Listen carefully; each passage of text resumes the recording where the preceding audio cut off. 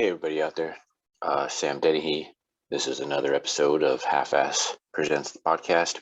Today's special guest is Kevin McGinnis. Kevin McGinnis.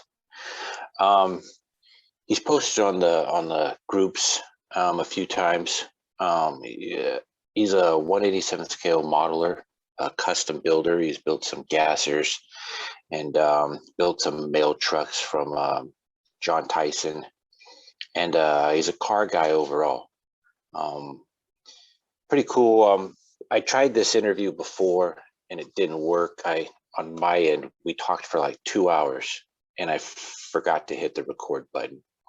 So we're going to try an attempt to see if we can get this to record so he can have his own episode and we can talk models and cars and dioramas and anything else that comes up within this hobby. So stay tuned. He'll be right in here.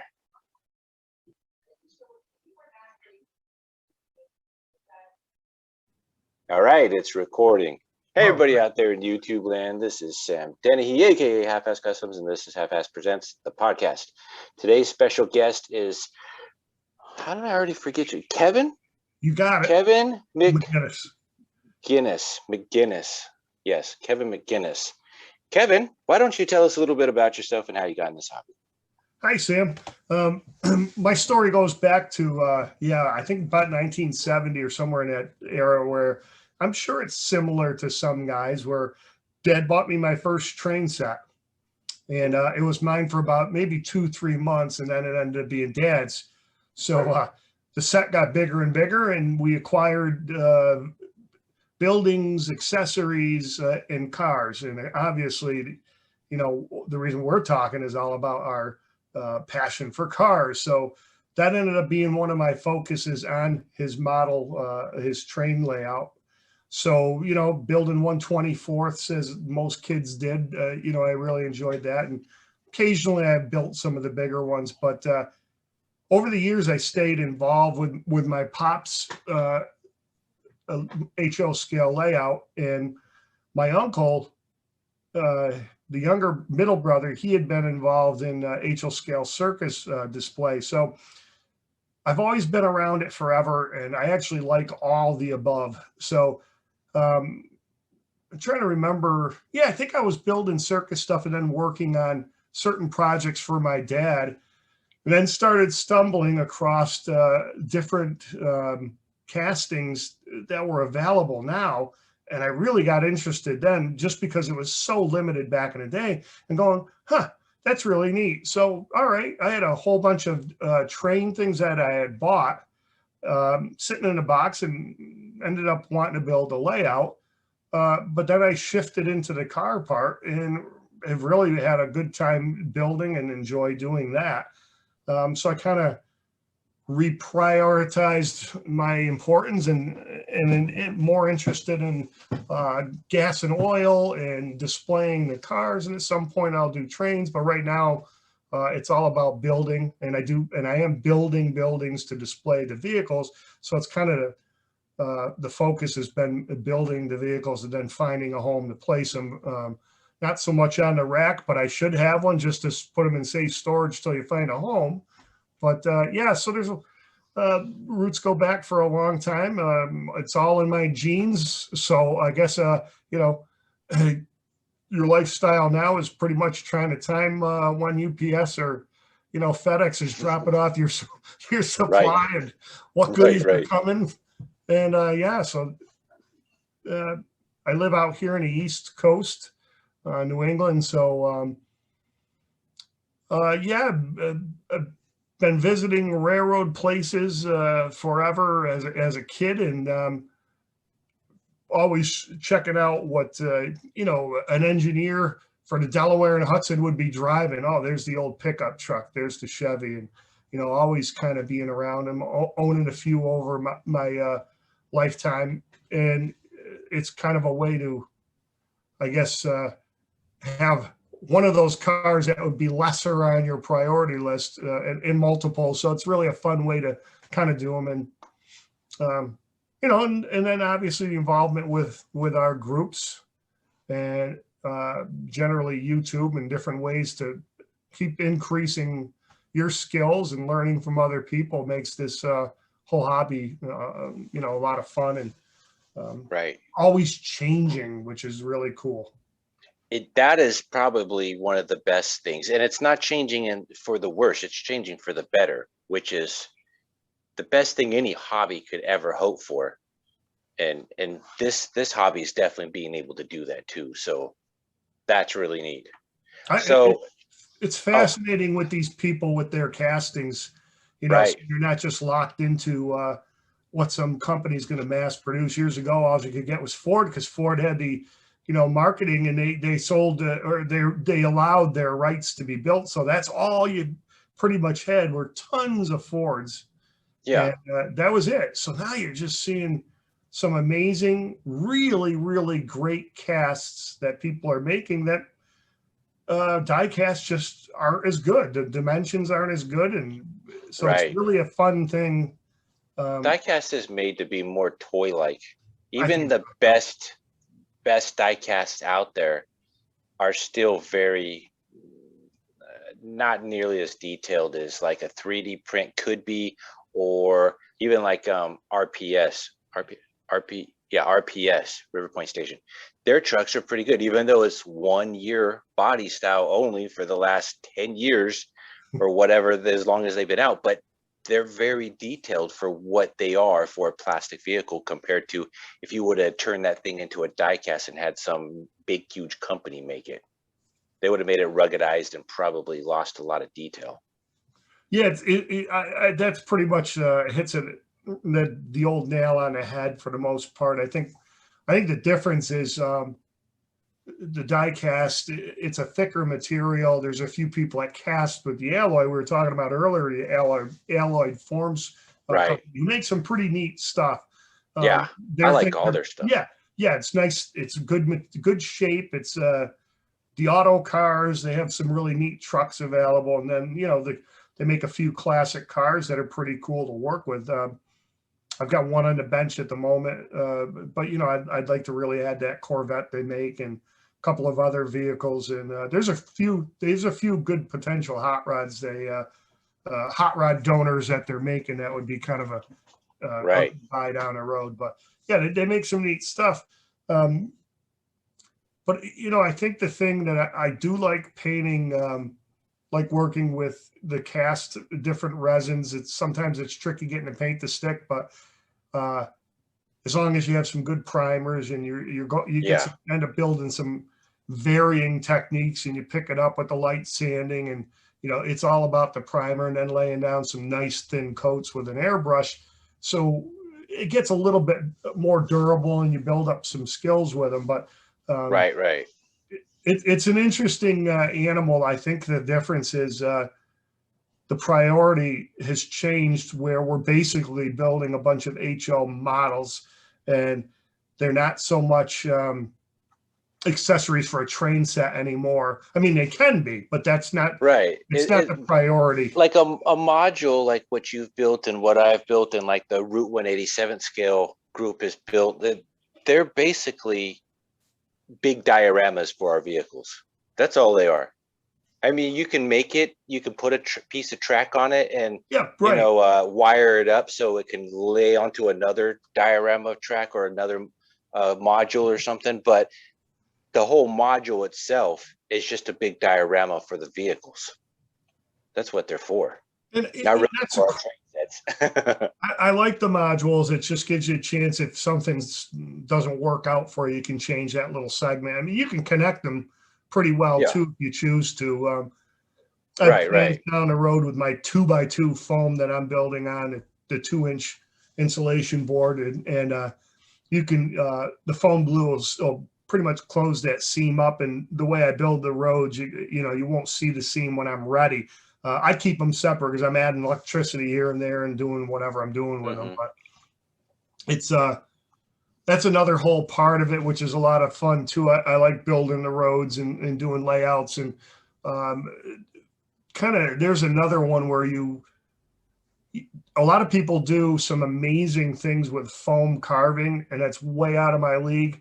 I think Yeah. it's something I could get better at, but I still do the old style where I'll cast rock faces, build the base with foam, which is great, and then bump it out and put a veneer over it and so forth. There's a lot of different ways to do it, but Right. to me, it's all about getting an authentic road. Yeah. So it's like I'm using AK all the time. AK paints. I just ordered another one from Vallejo that's making a textured paint. So they're basically an acrylic. It's almost like an acrylic resin, and there's pumice in it. I trowel the stuff on over the foam or over hydrocal or whatever I built it on. And because it's relatively, well, you can put it on thin, but it's a material that's really truly self-leveling. It can cover That's up a lot cool. of flaws and give you that finish at the end. When you're shooting these photos now with these Yeah. megapixel cameras, you can see the difference between a super smooth one. Even if you weather super smooth out and don't have that texture, you'll pick it up. I mean, there's people that model roads a lot better than I do. And if you added that texture with it, it's everything. It's just a frosting on a cake. And, Right. Right. Yeah. My roads are like that. just, I don't even know what my roads are made out of. But they're like 2 inches wide, and it comes in a roll. It's almost like a leather, uh, flexible cardboard or something roll of pre-colored and already lined road, and I just glue it on top of the dirt, and then what happens is this room gets warm and cold, and over time my road goes like this. It looks like a true desert, California desert road. So speed limit should only be maybe 15 miles an hour on my road When you get because to the it's too whoop-de-doo, bumpy. you got to watch out for the whoop-de-doos. Yeah. So is that Yeah, a product by Bush or one of those guys? I don't know. I got it. Man, I got this road years ago from somebody, and I can't even remember who, but he gave me probably 7 feet of this roll, and I've only used what is this, 3 feet by, or 4 foot by 1.5 foot or something. So I still have plenty more that I'm probably just going to use because I have it, and it's not bad. I mean, it does what I need it to, and I just need it to look like a road.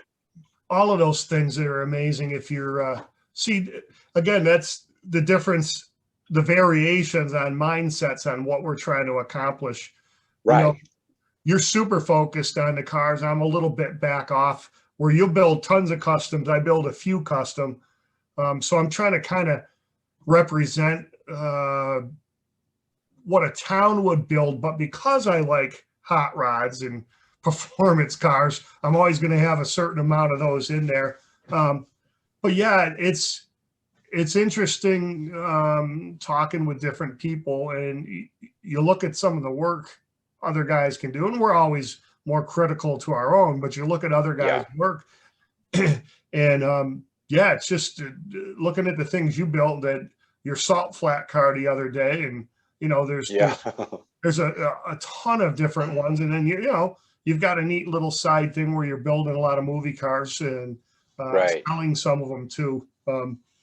So I think the thing that's really neat is over a period of time, you're just sitting there trying to figure out a better way of making and accomplishing what your end goal is. And within reason, a lot of it has to do with your equipment. Some of it has to do with the supplies you're actually building with. And then there's the thing that you can get better. You can pick up skills, but some people are just really, really good at it. And then I'm more of a technical guy where I try to make up, I'm a pretty good hand painter, but boy, age changes these skills. It definitely does. Yeah. So you got to learn, you got to get better at bracing your paint hand. It's not that you don't learn how to paint better. And certain magnifying visors and the equipment helps. And maybe you learn to, if you're painting red, the difference on what that primer is, if you're going to shoot the white or if you're going to shoot silver under it, and Right. then Yeah. a shade of gray, but you got to be careful because gray, if you go too dark, it'll booger up red, or Right. you don't Right. want to shoot yellow over it. So there's a lot of things you learn over a period of time. And It's funny you say that because in 2002, 2003, Southern California's rat rod culture exploded out of nowhere. That was the year that rat rods got put on the map. Before then, they were just unfinished hot rods, and you'd never see them at a car show. And then there are a whole bunch of people had a whole bunch of unfinished cars, and that became the latest trend in the car culture, was a rat rod. And so the biggest thing, for attitude and style was, just have a primer and pinstripe the crap out of it. yeah, And so I learned how to pinstripe.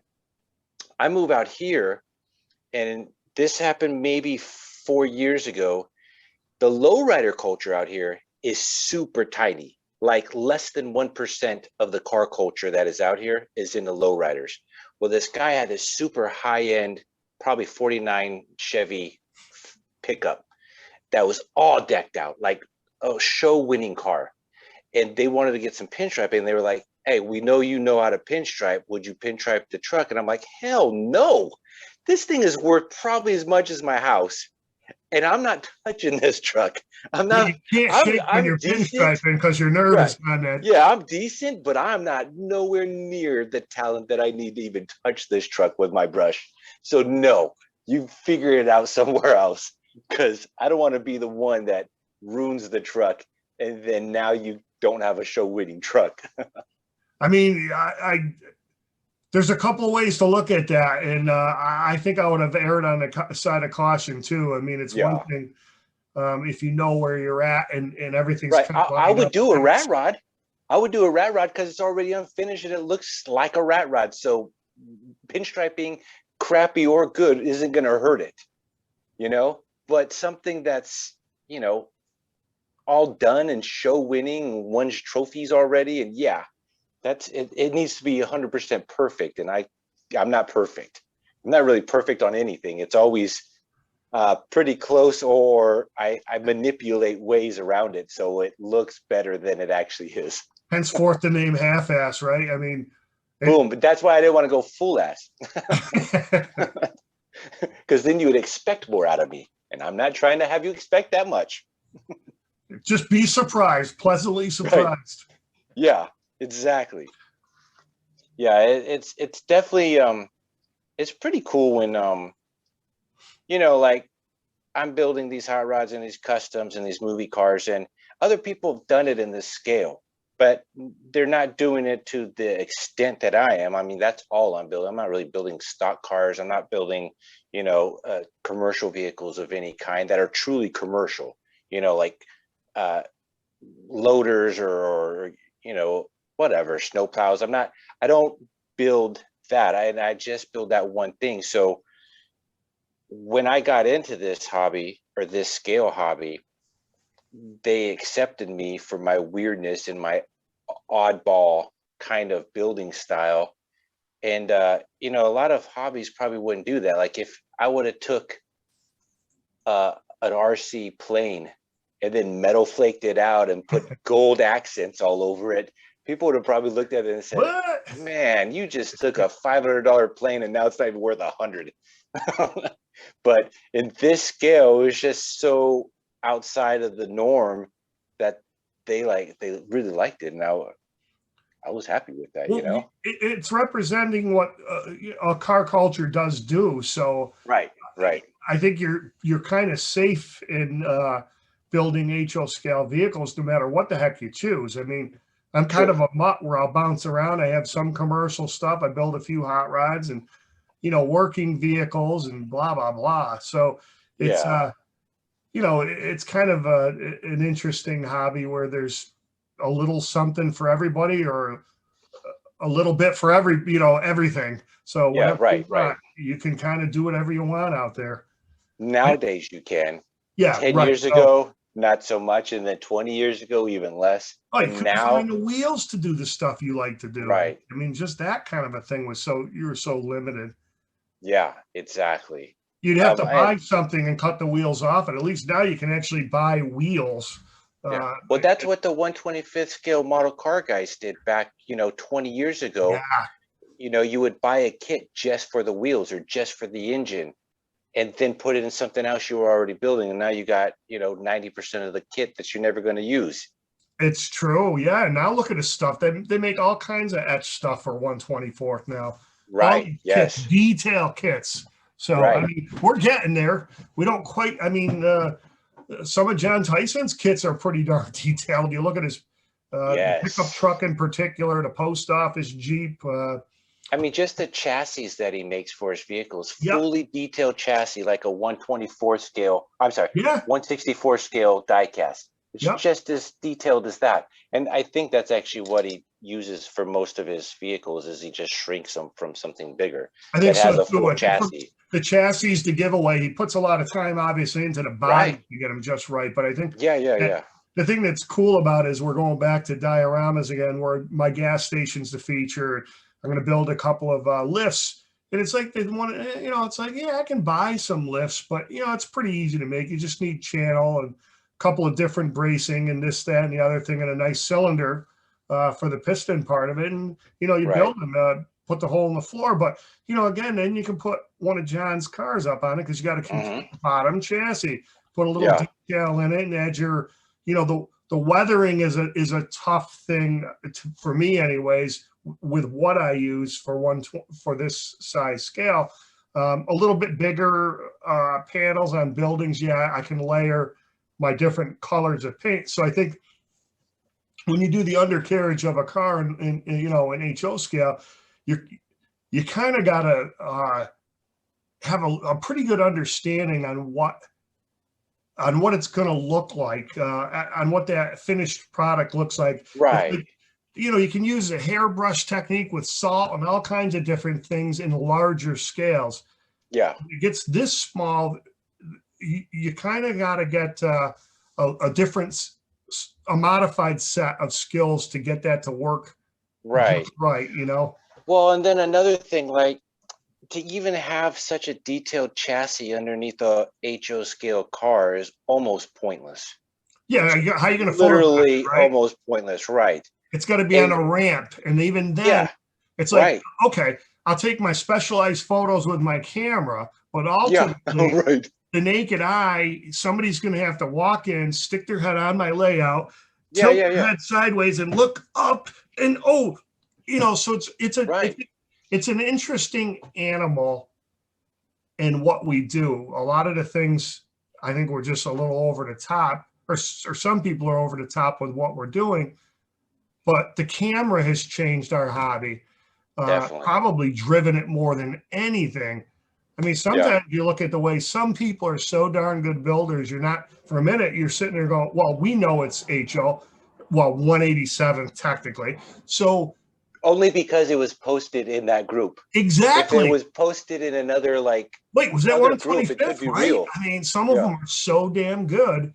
It's Right. like, wow. So, yeah, I mean, you never half this stuff we can't see without either the high end camera or, our Exactly. magnifying visors on. So, but I mean, I guess Yeah. we know. Yeah. Well, and that's like the thing. So I built a 64 Impala that was a pretty famous lowrider back in the 90s. And I took John Tyson's chassis and interior and modified the interior to look just like the car. And the chassis I painted the same color as the same color as the body, with a bunch of chrome accents for the drive shaft and the exhaust pipes and whatnot.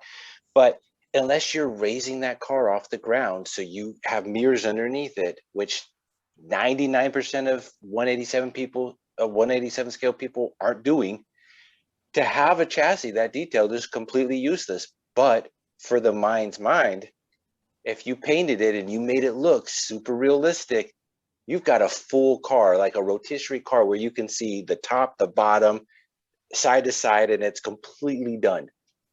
But that's really only for you, because Right, if you right. bring it to a train show, you bring it to a model car show, nobody's picking up the car and going, Yeah. oh yeah, he did finish it good.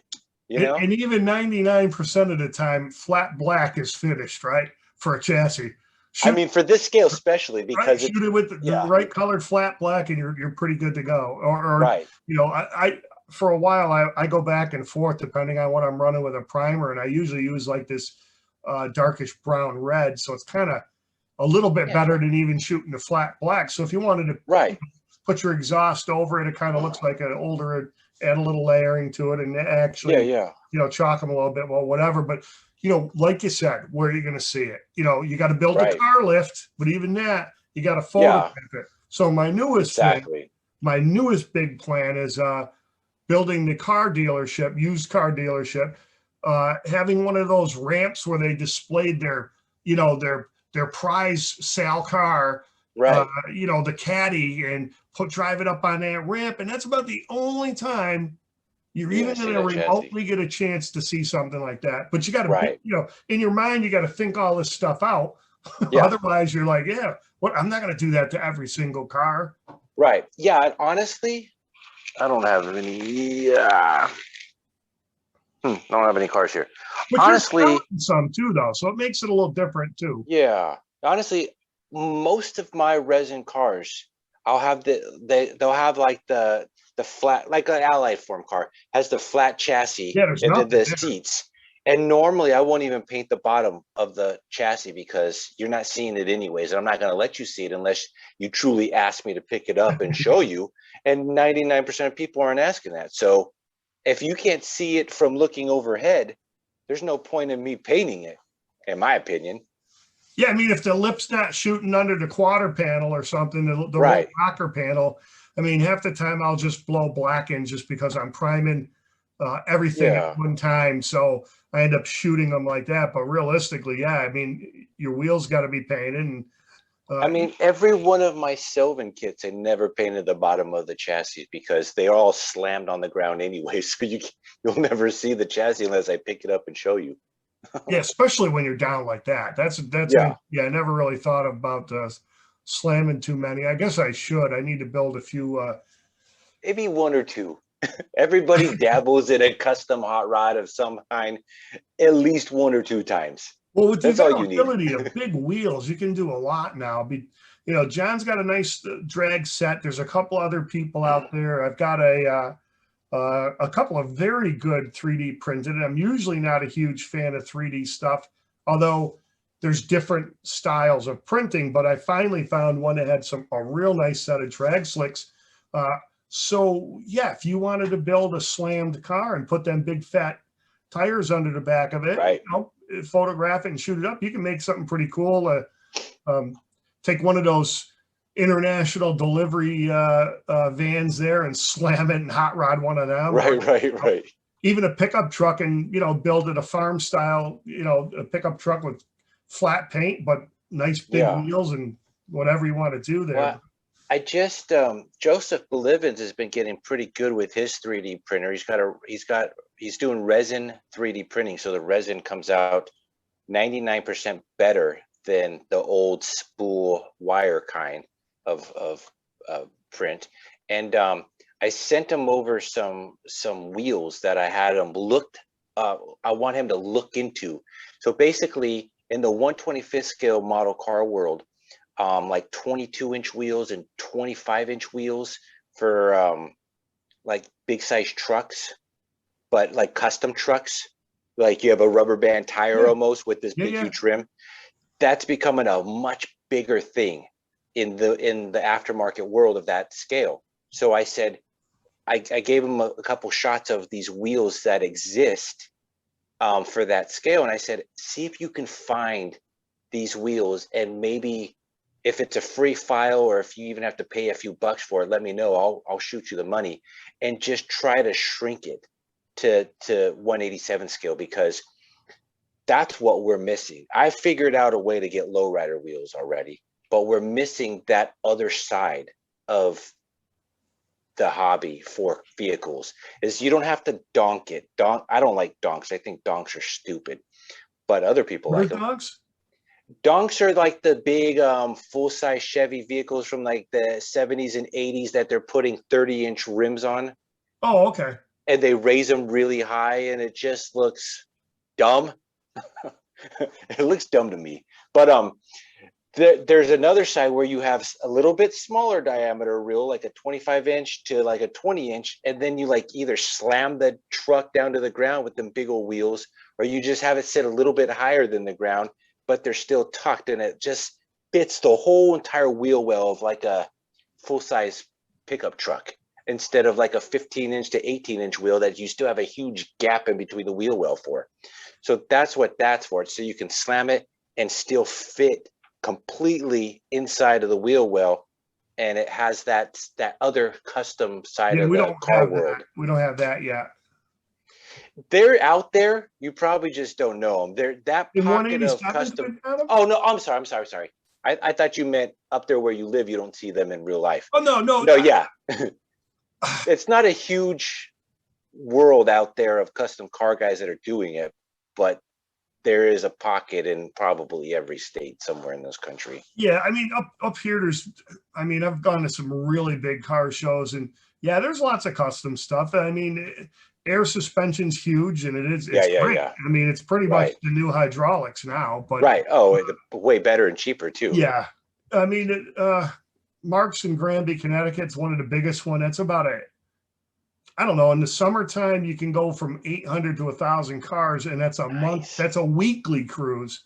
So That's great. yeah, it's awesome. I did win one time with my 64 SS. That was a cool night. But anyways, it's that 64 I had was great, and it was maybe I'd say a middle of the road at that show. Nice. And yeah, so that's.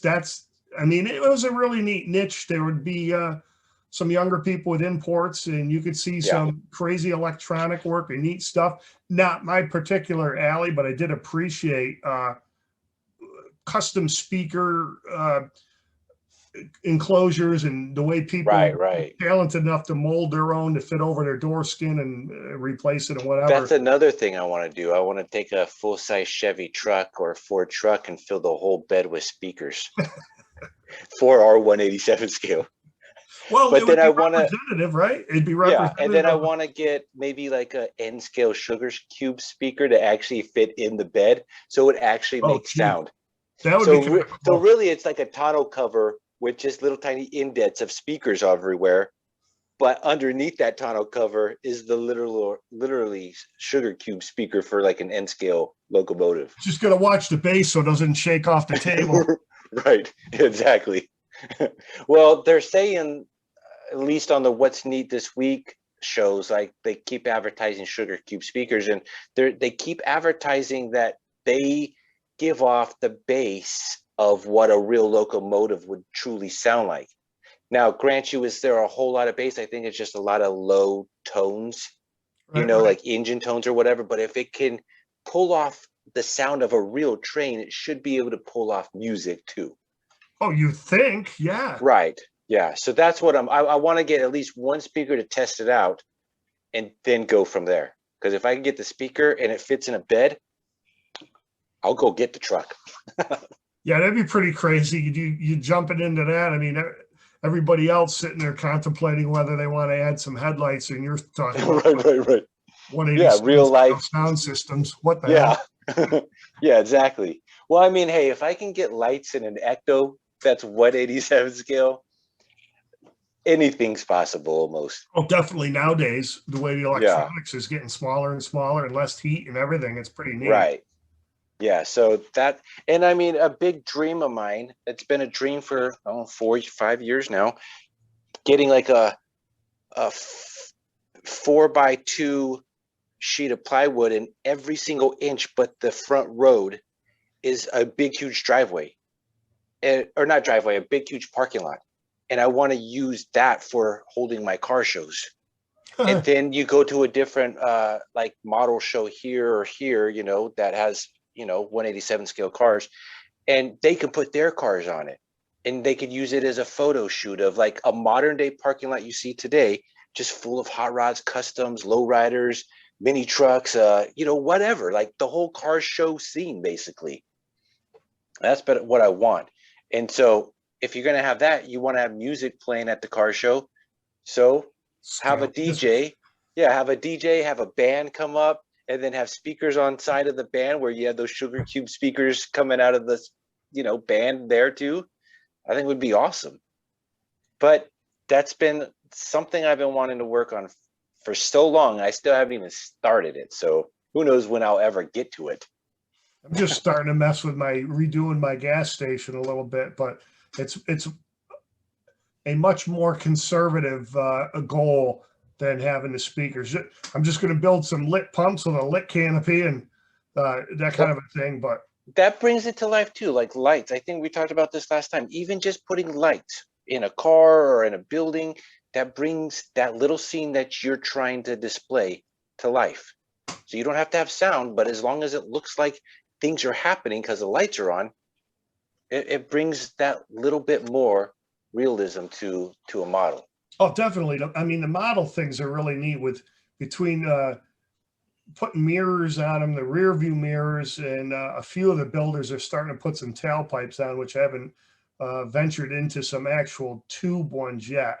Got to find a little source and go up to the shop and bring a few with me and line it up and take a peek to see what we're looking at. But right. Adding tips and exhaust. I mean, I do it on my trucks, the big trucks, commercial ones. Yeah. Easier. But putting them on a car, it's hard to get that perfect material. Check this out. Hold on. Let me go to my display case here. Sure.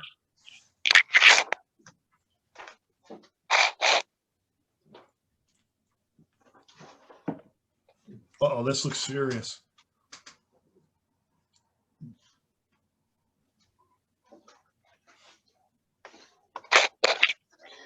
So I'll move this light here so you can see it, and then I'll move the camera. Now, you made some headers too, or you? I do have to make a lot of headers for my hot rods because all hot rods have headers. They're a must. But you remember back in the 60s, 70s, that cars would have lake pipes or bellflowers. Sure. Yeah. So, talk about not painted chassis. So there's a not painted chassis. But on the back quarter panel, I built some cherry bomb bomb tailpipes.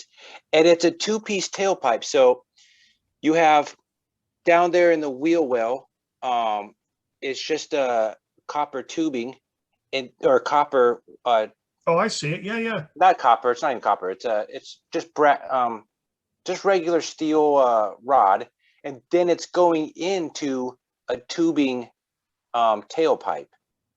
So it's a two-piece. You could get the bend out of the solid part. Yeah, right.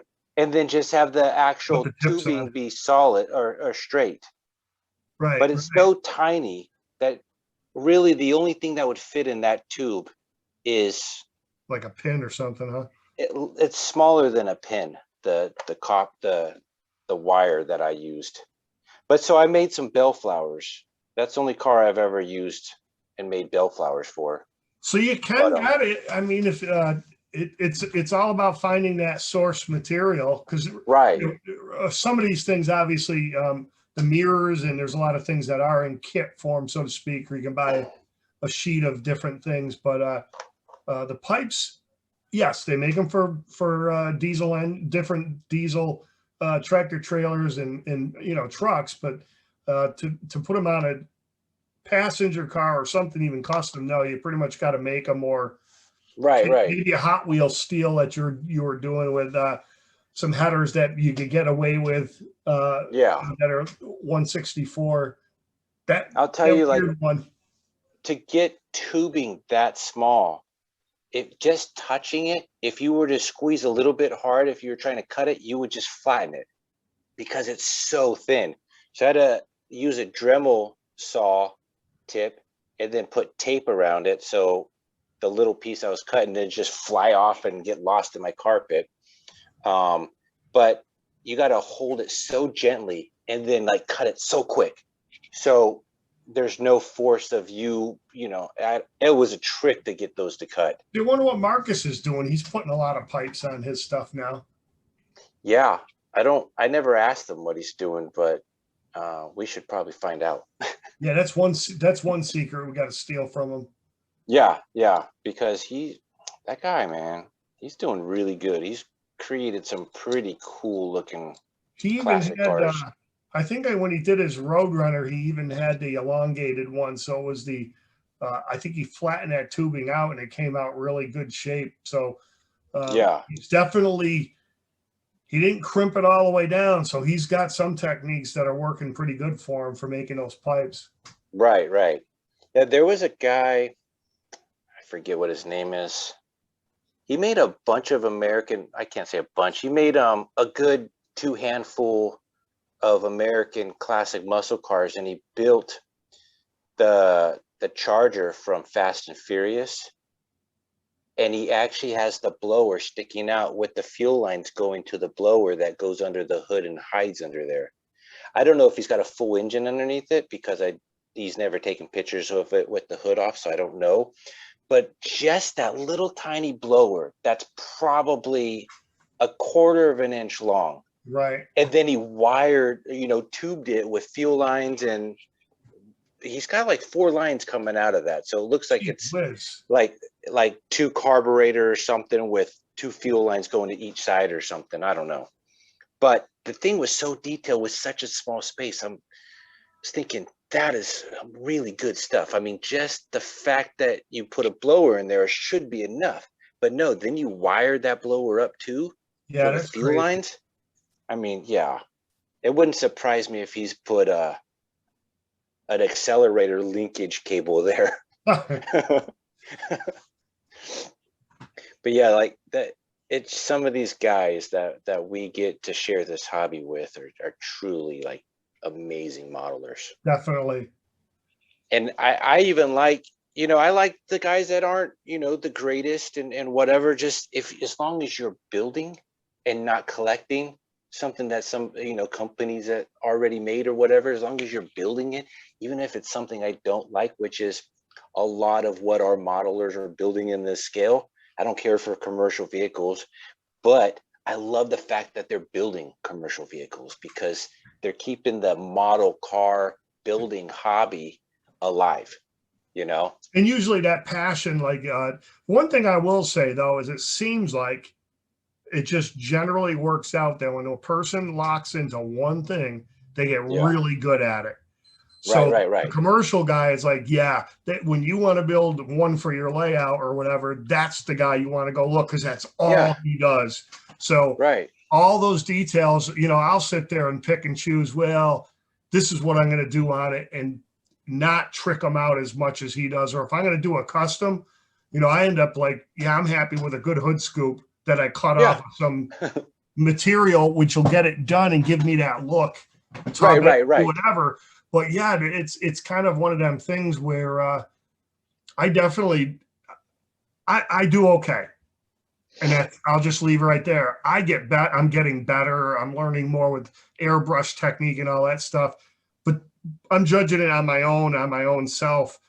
I have a lot of people that I aspire to do their work, or I look at people and, it's like anything else. If you want to learn how to play guitar, you've got to watch, listen, study, and then figure out, oh, wow, that's what I want to do. I can't do that, but I can do this and steal it. Yeah. Steal one thing or the few things that he has to do, But I guess that's how it all works out in modeling. But that's why I was glad that you attempted to build some gassers because, I mean, there's only a handful of people in this whole hobby that's even gone to try to do that. I don't know why. They're not horribly hard, but they're really cool. Yeah, they are really cool. And they're a part of American car culture and American car history. I think that's the thing. I'm a drag strip guy. I like oval track too. I grew up, that was the other thing my dad would do. So not only was I blessed to have him, for my pop, but it was these things I'll always associate with my dad. And, as riding in his 62 Impala or whatever, 86 Monty was one of his last hot rods. But, taking me to drag strip, taking me to car shows, changing the brakes, doing all that stuff. That's how, you either had somebody expose it or somehow there was a conduit that got you into this stuff. Or it could be just a total passion, but somewhere you either you built a really cool hot rod to pick up a chick, or you had a friend that showed you something and something triggered that passion. Yeah. So Yeah. Perfect example. Say you like building bridges. There's never been a case that you could say, oh yeah, this guy did it, that nobody's ever seen a bridge that builds bridges and goes, oh, I want to build a bridge. I've never seen one. I don't know what they look like, but I want to build one. right, You had to have you had could have a base exposure to somewhere, something. right? Yeah. Yeah.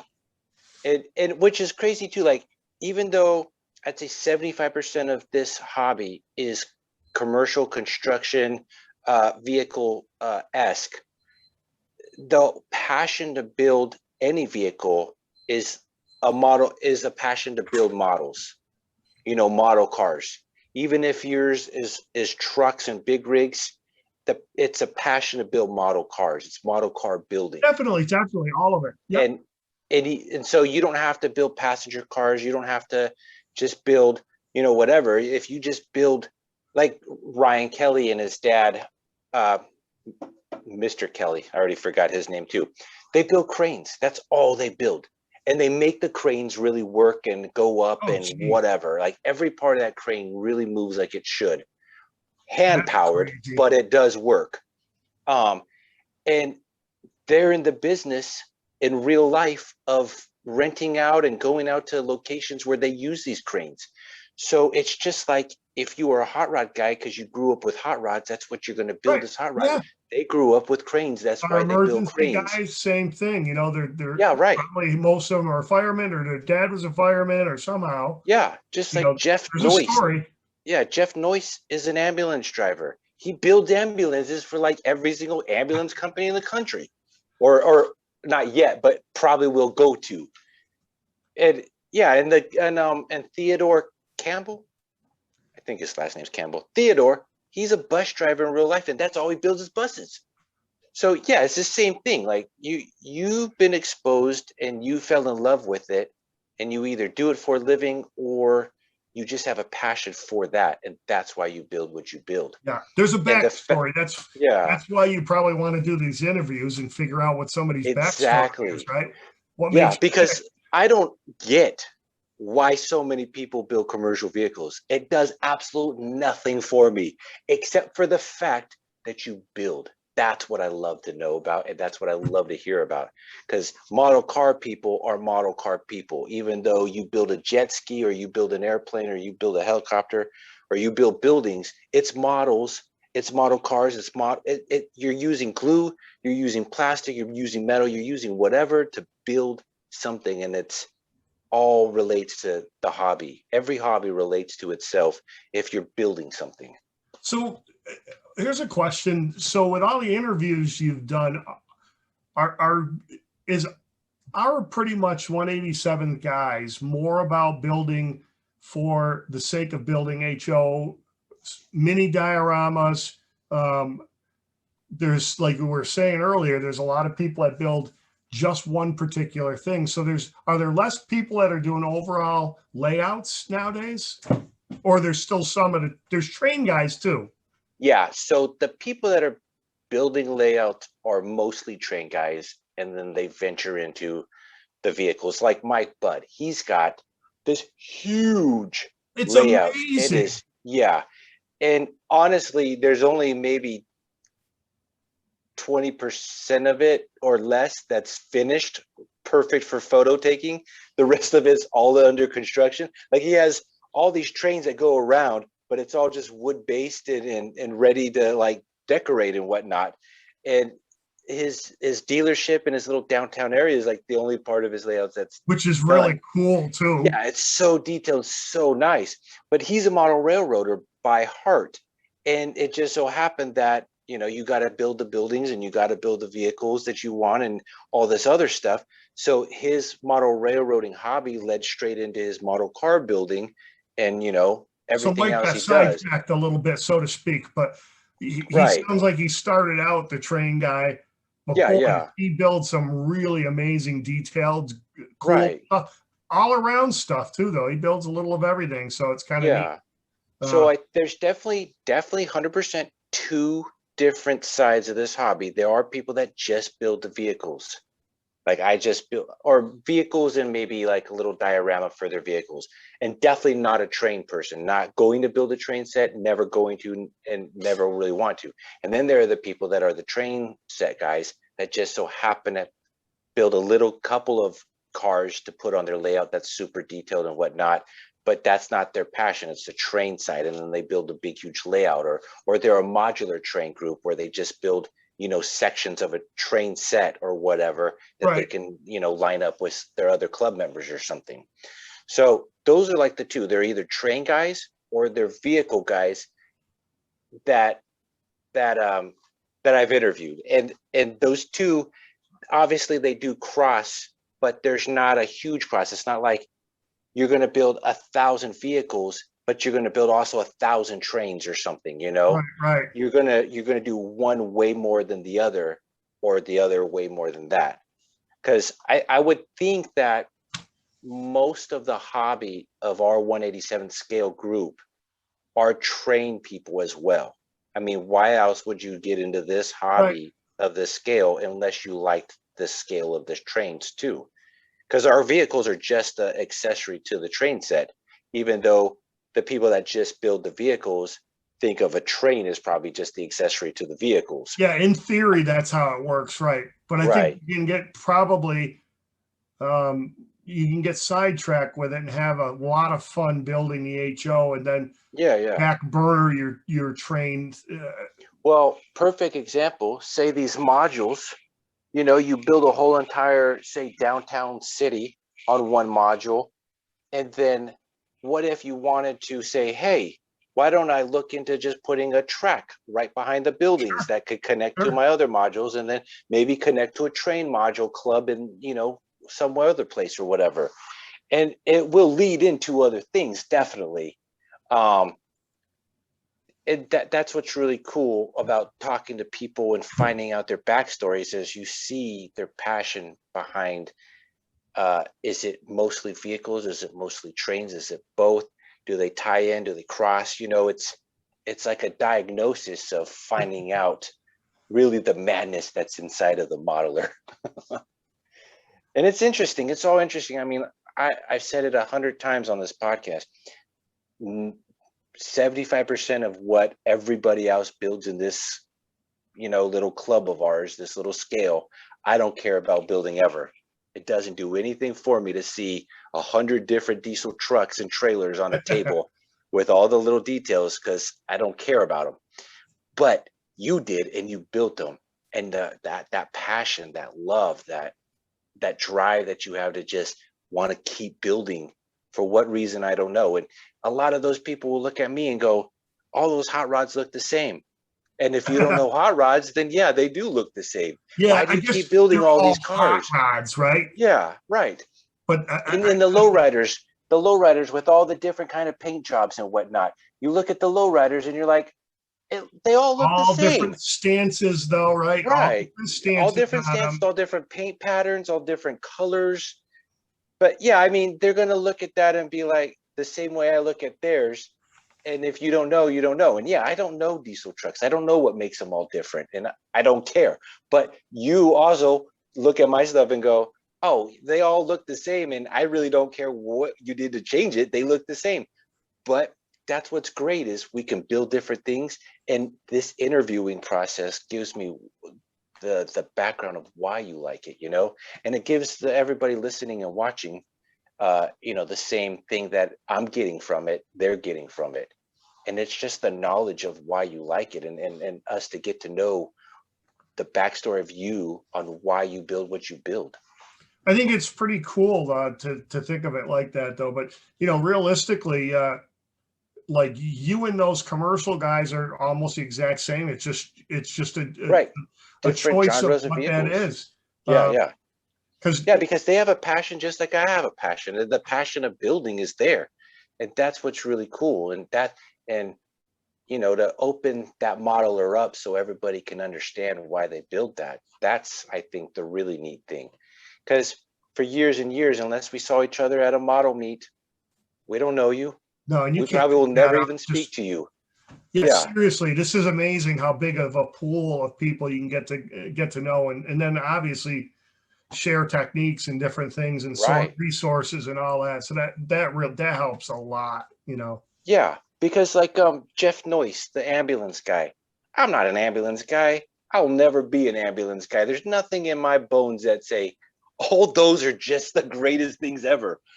But the fact that he builds them, nobody else is building them. He's building them. He's the go-to guy. Just like Brian Donato up there next to you, wherever you know, he lives up there next to you somewhere. Yeah, he's up here. He's closer to you than he is me. I'm gonna have to hit him up because I did see him on working for DOT. I did find him poking around one of the websites, and I'm going, wow. One of the see what he was doing was scouting out commercial vehicles. Yeah, to get real ones for prototypes. So right. I ended up seeing them there because that's the entity, former entity that I was associated with. So I was there just nostalgically, and of course my dad was an operator, so I have some interest in certain vehicles. But he's the snowplow guy. Deal. Oh yeah. Yeah, and anybody in this hobby that is looking for a snowplow, that's the one person you're gonna instantly think of and go, he's the go-to guy. He's the one you want to talk to. Definitely. That's another great thing about these interviews is, you know, you listen to it, you listen to their background, you listen to their knowledge and their love and whatnot. And then I put the link to your, you know, Facebook page in the description. So if they want to get to ask you a question because, oh, you're the guy, then they have, you know, your info link to message you or whatever. And, you know, it's just a platform to show people's, you know, talents and the love and the knowledge that they have for the specific thing that they build. And if you didn't know who that person was that built that, then you wouldn't know who to go to. And you may be shy to even ask. Like, you don't want to be that guy that just joined the group and you're asking all these like stupid questions to you maybe, but not really to us because we know a lot of people don't know. So, you know, you're too shy to ask. Well, you can watch this video and be like, sure. No, I don't have to ask everybody in the group. I can just go straight to that source. But I'll tell you, most of our group's pretty amazing. Any real question you're asking for. Oh yeah. You know, you could maybe bug somebody and ask excessively, but for the most part, everybody's going to lay it out. And some guys, which are kind of funny. There's a few guys that I'm thinking of that weren't interested in doing an interview for whatever reason, but boy, could they give you the clearest direction in the world on how to do a particular modeling problem or thing you were interested in, and give you these clearest directions. Yeah. So I think it's just one of these things where I mean, you can probably learn a lot about a person by going to look at their workbench. I'll have like 10 projects started out, and there's people that I kind of would envy that can build one at a time, or you can lay out a series of cars. You're painting all the chassis right now. You just got the primer and do them like that. But with me, I ended up doing stuff where it's like, yeah, this is going to go on the layout. Oh, wait a minute. I need the assist. Oh, it needs a pickup to go with that. So I'm like, I have these like long and drawn out things that get to be really big projects. Right. And then you're sitting there at some point, you revise it, you go back. You know, it's like I got a farm section sitting over there where the yard part's built, the house is there, the farm's there, the silos set up, pump house, all these other things.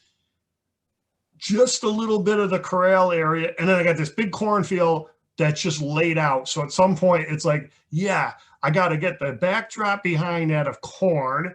And get the small little Walter shitty plastic corn stalks that you got to actually airbrush them to make them look really good, bury the base part, but you can twist these. They're just thin enough plastic where if you know what you're doing, I've seen them look really good, but it's all about airbrushing. So you got to figure out like getting into these crazy details. Do you want spring corn or is this autumn corn where you got to add a little more gold and brown, and a tiny bit of flocking on the top?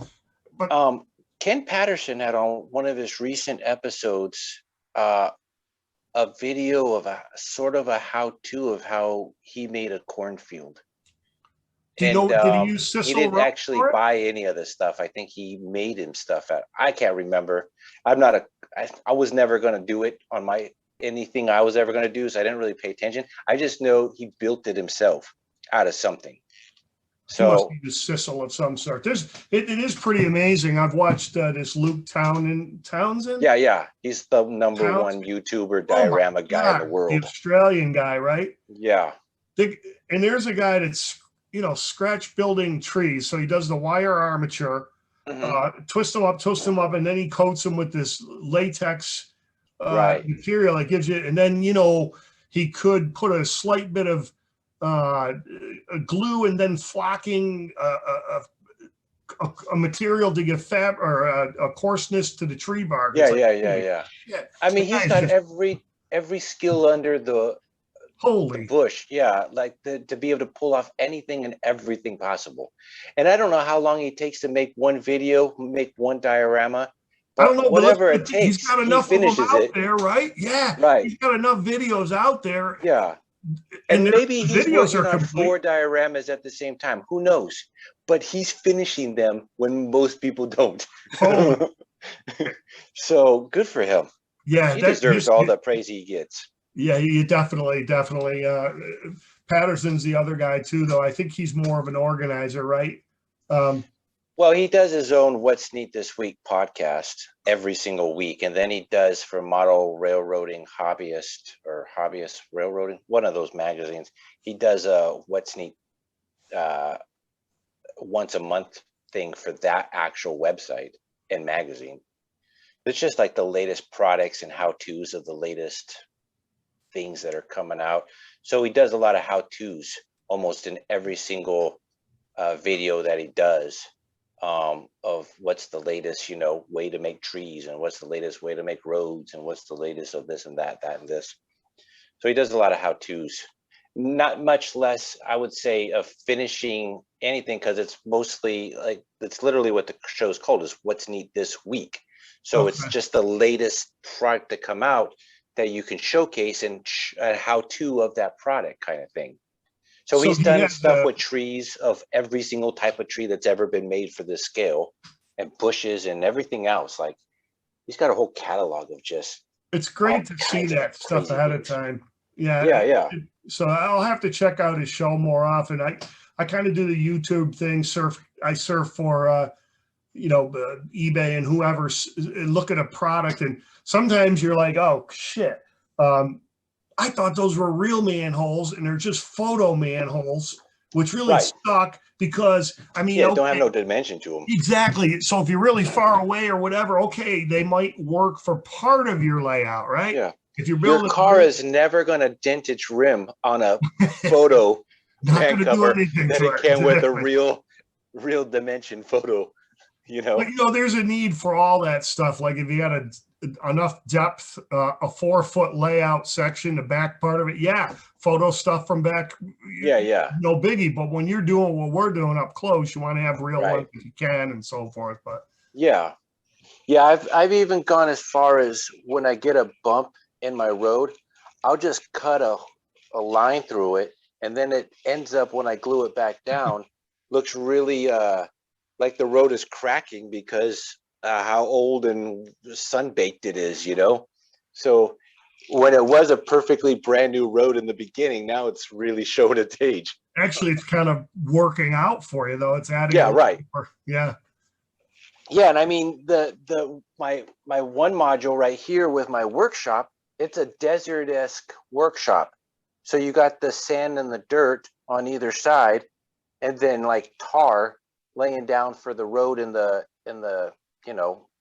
tough area. So it's nothing but sun just baking down on this. So it would be weathered really bad over a short period of time. But then for photographs, you're using the interior of that building a lot, because now that I saw that, Right. I know what it is. Yeah. The 3 bays, Yeah, I I do. recognize what it is. Right. And I made it. I don't really have light on top of it, but let me unplug this one. I made it to where it's got a full interior. I used a lot of I think some Walters stuff, which is the red and black tools in the back, Sure. and then and yeah, and then the other bays and lifts and whatnot. And then this building was supposed to be a showroom, so there's like glass floors and stuff, Oh yeah, sure. and then the art on the walls all over the place. So That's it great. was, yeah, it was a, and I have lights on it, but the my little battery pack that holds the batteries in it corroded massively, so I don't have batteries to light it up right now. But yeah, I mean, it's a desert-esque location for that shop, so it's made to be dirtied, and you know, it doesn't ever have to be super clean road wise, or even on the tar part of the top, because desert areas always have, you know, sand blowing everywhere and Sure. dirt. But yeah, that, so I just, that's how I kind of get mine to start looking older. I have to literally fix it, and I just fix it crappy, so it fits in with the sun-baked look. I'm at that age of experiencing or experimenting with different um, medians and different materials. It's like I've got a certain thing down of weathering with color, but now I'm going to start doing a little bit more with texture, and I just got to figure this whole thing out. So generally, when I'm building a road, I'm either painting on the foam, the black base, and then adding AK texture to it, or doing a hydrocal poured one and then adding the AK to that. And either way, you can't tell really what's under it when you do that. So the only thing is, I've got this super thin cork I bought that comes in a roll, and it's some sort of an insulation or for arts and crafts style thing. So it's about a 2-inch roll, and I bought a lot of this stuff. So basically, 2 of them side by side are 2 passes of what a paver would make. Oh, And okay. this stuff is super, super thin. I couldn't even tell you what the dimension is. It's I when I put curbing next to it, I still have to shave the curving. That's how thin it is. But it's the material and density of that cork is super. So what I'm going to do with this stuff is every so often I'm going to cut a splice in. No matter what I've put my road on, cut it in. And because it's cork, that whole edge, you can start hitting it a little bit with a file or a wire brush, and it'll give you that the way asphalt breaks off at the end. Right. Yeah. Yeah. Yeah. That'll So be if it's cool on the looking. lip of, yeah, I mean, and then again, when you start topping it with the AK textured black, you won't know what's under it. So all you got to do is cut the section, give yourself a little relief area, drop it down and level it off, and you're good to go. And, you know, you can punch a hole through it and it will look like the delaminate, a pothole delaminate versus one that broke through all of them. So it'll look like you went through the top 2 inches of asphalt, and then you're down to the Yeah. other asphalt, or you could even put brick under this if you wanted to Right. do that. Yeah. Yeah. If you So, wanted a downtown city yep, sort of, yep. you know, So, metropolitan scene. so when I found that thing, I got really excited, that thin of cork. But, you know, again, it's one of these things I saw somebody doing on 125th, a tiny little diorama they had set up, and they used thicker cork for it. Right. Right. For that scale, yes, it looked fine. They did the whole thing. They unraveled the edge of the road, and I'm going, boy, that would be really cool to do. You can't do it with that cork. So I found this stuff, and it's so small and super tight. And, you That's know, a neat. couple of other things I was doing with a field one time, I laid down coffee. It was old stale coffee I had from my camping trip, and it sat there, and I found this stuff. I go, what if I do this with glue? Lay a median down, sift this stuff through, and it was just a little bit too coarse for a field, but it did look like asphalt. So I Wow. didn't like the way it looked in the field. I peeled it all up, and it came up in these big sheets. So now I got this bag of this old Oh, coffee nice. glue mixture, and I'm going to Yeah. go, whoa, wait a minute. So I'm going to see either that or the cork I'll use at the edge of a road for unraveling and stuff. You know, it's one of them things yeah, it's a little extra work, but you know, you throw some tall grass with your static grass in there and shoot it, and before you know it, Yeah. it's like you don't realize just around a gas pump or a curbing, you add a little tall grass, you take your photo, it really, Right. really, just that little thing adds to it a lot. Yeah, no, it totally does. And that's one of the, that's the good thing about, some modelers. Some modelers have the keen insight to see those things that you would see real and know how to mimic that in a model, a little scene, a little diorama. Because a lot of people, and I'm definitely one of those, a lot of people, I just need it to look like it looks like something. I don't need all the, I wouldn't mind doing it. I just don't do it because I can move on to something else real quick. But I just like, perfect example. I'll just show you. The Munsters house. Let me turn this camera around. The Munsters house. Come on. There we go. The Munsters house. I went to Michael's and I bought this crabgrass or whatever you call it, and it's made for a much bigger scale diorama.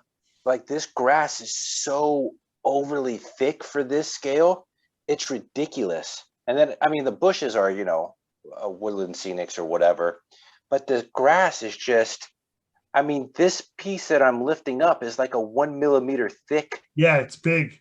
Yeah, it's so overly ridiculous for But it is this the Munster. model. Yeah, it's supposed to be an overgrown scene for sure, but I definitely could have got away with getting something a lot smaller. I saw it. I said the Munsters house is going to sit right on top of it. I literally covered the whole area and then put the house on top of it and then put this little walkway on top of that. And I said, screw it. I'm just gonna, it's done, It Yeah, looks right. like it's supposed to look. And even like the hotel here, I put huge rocks in the front because it just fell out of the bag. And then I had the fine grade rocks in the back to look like sand and in the front there. But it just fell out of the bag and I organized it a little way to where it's too big. There's no way you would be able to drive over that. Right. Like how that car got there, who knows? They just put it in a crane and sat it there. It's been there for a long time. Yeah, it wouldn't drive over these rocks very good because these are mini boulders. But it looks, if you do a back screen like that, I mean, it looks pretty good. It just looks, it looks for a the whole part. shot. Yeah, so I see what you're saying, like little tiny pieces of like overgrown grass there or weeds or something. It would look cooler, look like an old abandoned whatever, but I just need it to look. I don't even need it to look perfect. Because even here, let me walk over there. What I used some poster board, some white poster board as the base for the road or the parking lot. Stuff. Yeah, sure. And you can see you got these big creases right here. Big creases. And they even go here and it's starting to lift here. And you can see the white peeking through, but there's a big old crease here because it folds. And there's a big old line here. But even the fact that these lines are as big as like earthquake cracks in the road, I didn't care. I said, I got this piece that'll sit flat. And as long as I glue it and the humidity doesn't affect it, the heat and the cold in this room, it'll stay flat. Sure enough, it affected it. And now I got to lift it back up and re-glue it. But I didn't need it to look 100% perfect because the whole module is just an eye-catching piece in general. And then when it's all lit up, I mean, you're not looking at all the defects. You're just looking at how neat, everything looks on it. That's the thing about it. It's we see the mistakes when you're really looking for them, but most of these things are like overall, the difference between showing it to the general public, or in your case, you're trying to display movie cars. Yeah, right. So somebody's looking at the movie car. Right. And then, within reason, you've got to tack that down if you're going to make a photo shoot. But in between that, who cares? You could stick the photo in there or the vehicle on there and still edit it when you wanted to snap your shot, But that's, I'm doing mine slightly different where at some point I want to use it as a layout, a functioning layout, Right. but still built it as modular just because it's an easy way to buy that foam. You Yeah, buy a exactly. $5 section of foam that you can do whatever with versus buying a $35 sheet. And then it's like, geez, I don't even want to cut the $35 sheet. Right. Yeah, exactly. So, Yeah, I I mean, don't want to carve it. I don't want to cut it. I don't want to do just nothing, man. I want to put right. it on my wall, actually, but Yeah, exactly. it's I mean, that funny was how $35. that's the thing. You got to get by that. But for something that's going to give you a 4x8 opportunity, that's not horribly expensive because that No. stuff's so thick. You don't have to overbuild underneath it. And it's small enough to be workable that you can use in almost anywhere you can use it, because you could, buy something much bigger that cost a lot more. And now you're limited to where you put it and how you display it. Yes. And what you can, even though it gives you a lot more room to display stuff, it just, where do you put it to start working on it? Yeah. And you don't want to mess it up. That's kind of why I like doing my 2x2s. And at some point, my whole idea was to build a shelf, pull everything forward about a foot, build a train. It'll give me a foot and I'll build 6 inches in back, 6 inches in front. And I might have a return coming in front, or might have it a little bit lower and do some water in front, train in back. But yeah, the point is, cool. if you do it, and the thing is, if it's on 2x2, even if I make those roads, foam them, glue them together with nice foam and finish them off, I can still take a knife, cut it, take that section to the Big E or wherever you want to go. So still building it on that 2x2 gives you the opportunity to relatively disassemble if you need to. So if you build everything on that 4x8, you really got to take the whole 4x8, or you got to do something. Yeah, even if you cut it in half, that's still a huge section, right? The half part that you gotta, if you did choose to bring it somewhere, you'd have to have transportation for that. Yeah. Who has the room for that big thing? It's not easy. Very little people. Yeah, you got to have a trailer and everything else for that crazy tables and ratchet it all down. So that's not really my thought. I have my whole basement's really cool. I got a bunch of tables from my uncle. It's slow by. I got a perimeter. Let's see, 15-foot wall, 10-foot wall, and about a 12-foot center. So I've got some pretty good space. That's not bad. Yeah, plenty of space. The center one's going to end up being a 4x, so that'll be like 12 feet long, 4 feet wide, that's a big section. It is, but if you have the room at the same time, then that could just be the one piece that you always leave there where it is. And then everything else you can move around how you want it. And that one's going to have, a lot of it's going to end up with it. I actually have an HO scale big top. So I've got the tent set up, auxiliary tents, and a bunch of HO stuff custom built that I made. There's a bunch of circus stuff. So at some point I actually might start showing some of that stuff, because it's like, it's pretty much a tractor made cast by Jamie, forgot what his name, Canadian. It's Goenow or Groenow, Groeny. He's building stuff every so often. He has some really neat 1970 Chevy. They're like C60s, I think, somewhere in there. And then he does quite a bit of really neat, another truck guy. So he might be in the truck group more than ours, but he's a really good builder. So I got the cabs from him, and then the rest of the boxes that the circus made, they were just welded sheet stock. You just got to get as best photos you can. Maybe even if you're lucky enough to have some calipers to gauge the size of the material, and start cutting your styrene and punching holes. And I built a couple ticket wagons, a big spool truck that actually carries the big top, and blah blah blah. So at some point, that big section is going to have a whole circus in it. That's cool. Yeah, that'd be really neat. Yeah, so that'll, my interests are, I'm pretty much a mutt, kind of like my nationality. I'm a little of everything. So with the HO interests, I'm pretty wide open. My dad worked construction, so I've got an interest in that. He also was into hot rods. I'm into hot rods. I'm into that too. As a kid on our model layouts, yeah, I did, painted figures and did layouts with my mom, my sister, and whoever else. So there's always a nostalgic connection to pretty much all aspects of this stuff. And the other thing is I'm just one of them guys where my brain works a certain way where, I kind of, I juggle a lot of different things at once. I don't always get everything done, but I like to have a lot of different things going on. So Yeah. No, I get that. On my building table right now, which is actually not in this room at all. I build in my bedroom where my 65-inch TV is right in front of me. I don't have a TV in this whole room. It's just, this whole room is a display room only.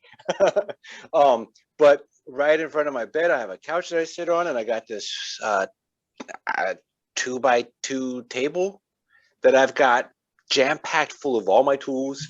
I've got 4 different scales of vehicles on there that I work independently of each other, and just wheels and parts all over. The table looks like a junk pile, but I know where it all is, like most modelers do. yes. And my wife knows not to touch it. She hates it because it's right in the center of her room. Oh God, yeah, I get that. That happens. I think we all deal with that to a degree. Yeah, but I mean, I told her this, look, I've loved cars before I knew you. So if something were to happen to my car, I might have to sell you or get rid of you to fund the car. And then I've been building model cars before I knew you. So the model cars aren't going anywhere ever. Okay? Ever. See, I got to keep track of my messes a little bit, but I'm the cool thing about what I do is, yeah, my wife digs the car. She likes that kind of stuff. But like a lot of gals, they'll go down and they like the layout. The diner's got the figures in it. I got the chef wiping the brow. There's people, one's waving, wants his check, blah, blah, blah. Got the lights in that. So she digs that part of it, where I just see it as like, it's a real cool place to put a 64 Impala and a bunch of other cool cars, shoot the photo. Right. Yeah, the lights around and that, it adds to the whole thing. But it's kind of, I'm working on the farm. I got a chicken coop.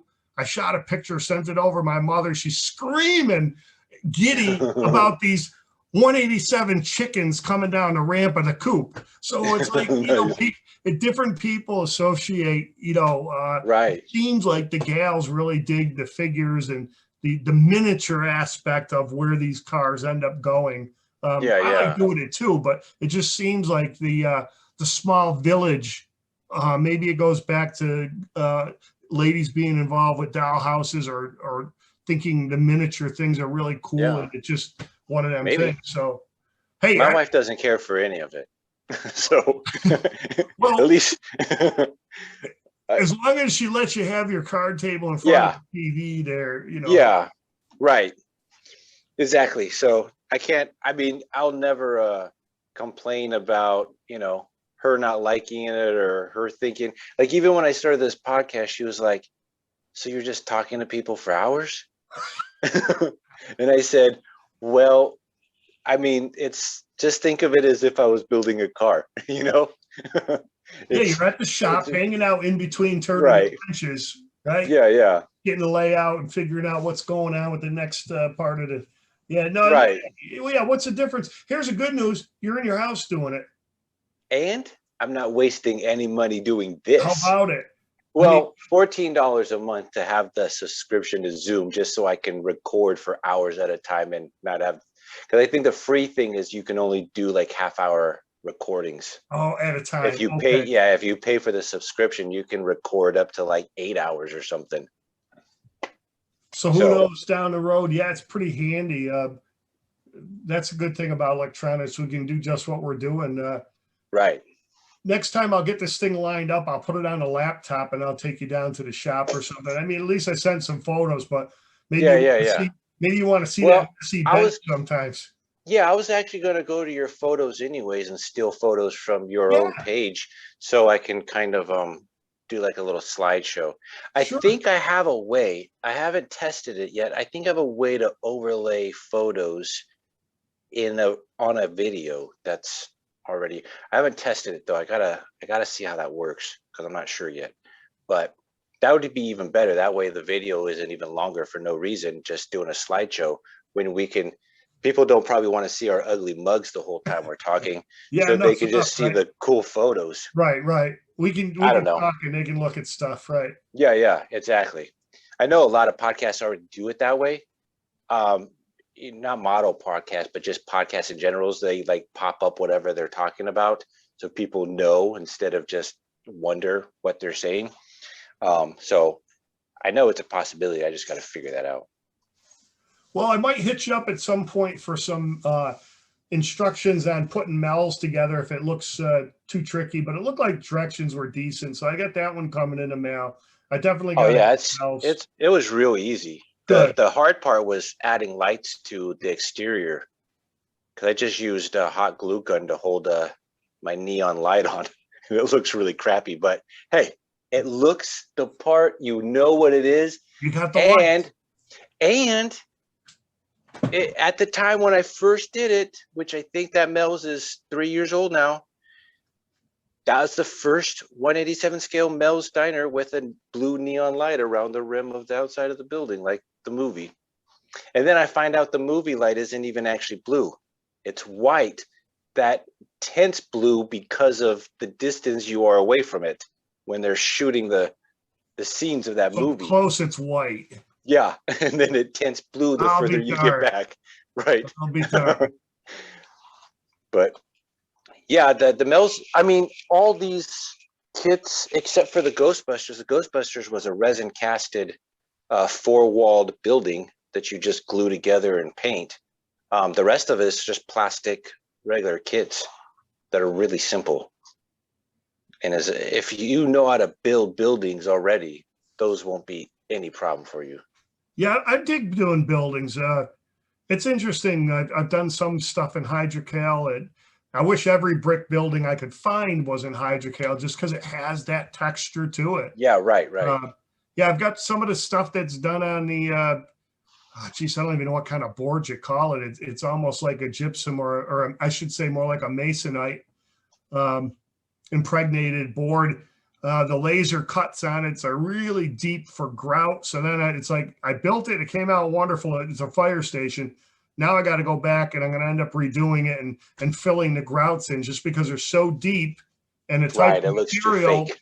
Yeah, the white wouldn't hold up enough using watered down paint. It wouldn't hold, Right. kept absorbing. So now it's like, yeah, I'm gonna have to fill them, which it'll be okay. It's just Yeah, one of those yeah, things. It was the first time I worked with that type of material, so I thought right. I could seal it and then just paint it like I did everything else. But one technique that works on one type of material doesn't always work. So You want to hear a little trick? It's not, I don't, it's not even a trick. It's a tip. And then it's not even a tip. It's just a crappy way I did it that I never told anybody. But the Ghostbusters building, it's 3 different colors. I can't put a light on this, but it's 3 different colors. So it's red and gray, and then kind of like a silver gray or a different color gray. So I painted the whole walls primer red. So this is just yeah, primer red, flat okay, red. And then I used primer gray down here, flat primer gray. And then these outlined silver gray parts are actually Tester's silver paint that I then just sprayed flat clear over it to dull okay, out the sure. shininess. So now it's not shiny at all, but I just used primer colors and then Tester silver to paint this whole building. And it worked out. I mean, unless I didn't tell you that, you wouldn't know, you would think it probably used the right paint that was supposed to be painted for this building. No, But yeah, I paint it so cheaply and so easy and quick that I didn't need it to be perfect, but I needed it to look like you knew what it was by just looking at it. now that dull coat goes a long way. There's no doubt about it. Dull coat Right. can do some cool stuff. And Um, then I even have the interior lights in there. So I put pink lights to kind of give it like a spooky feeling. yeah, sure, that's cool. Yeah. And then I get the ecto out of the way. You can see, I don't know if you can see, but Janine's back I there can see behind her. the Yeah, desk. Yeah. And then over there is a Ghostbusters sign, which they actually have in the real firehouse from the Ghostbusters too. They have that logo sitting there on the side of the wall. That's all So right. I put it back there too. Yeah, but I mean that's I don't airbrush nothing.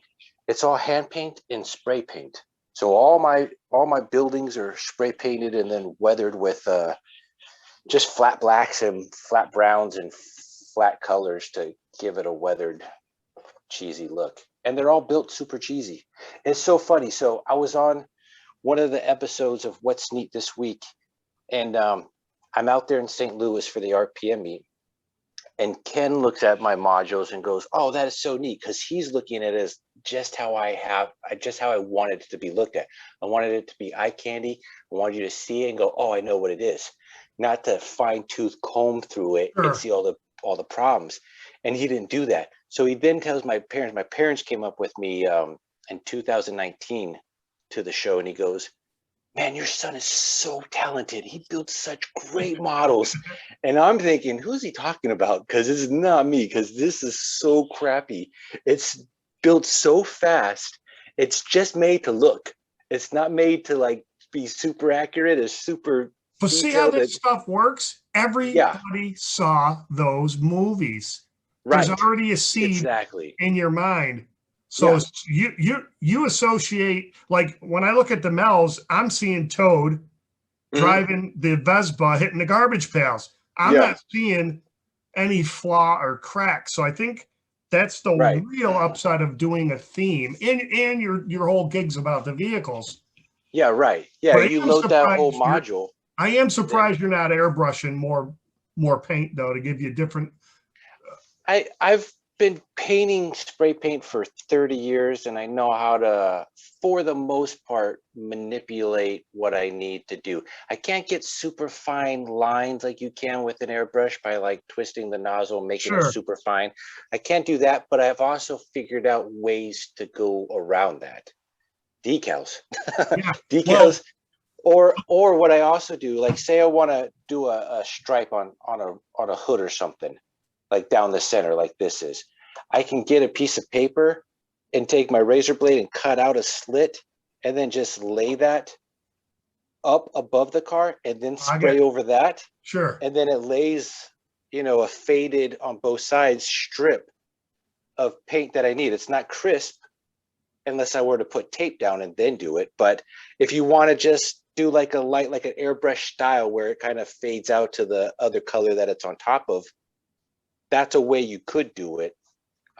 If you wanted to keep using spray paint, you gotta learn the crappy techniques you need to manipulate spray paint to somewhat act like airbrush. I used to use, and here's the thing, I'm not like an airbrusher. I use an airbrush.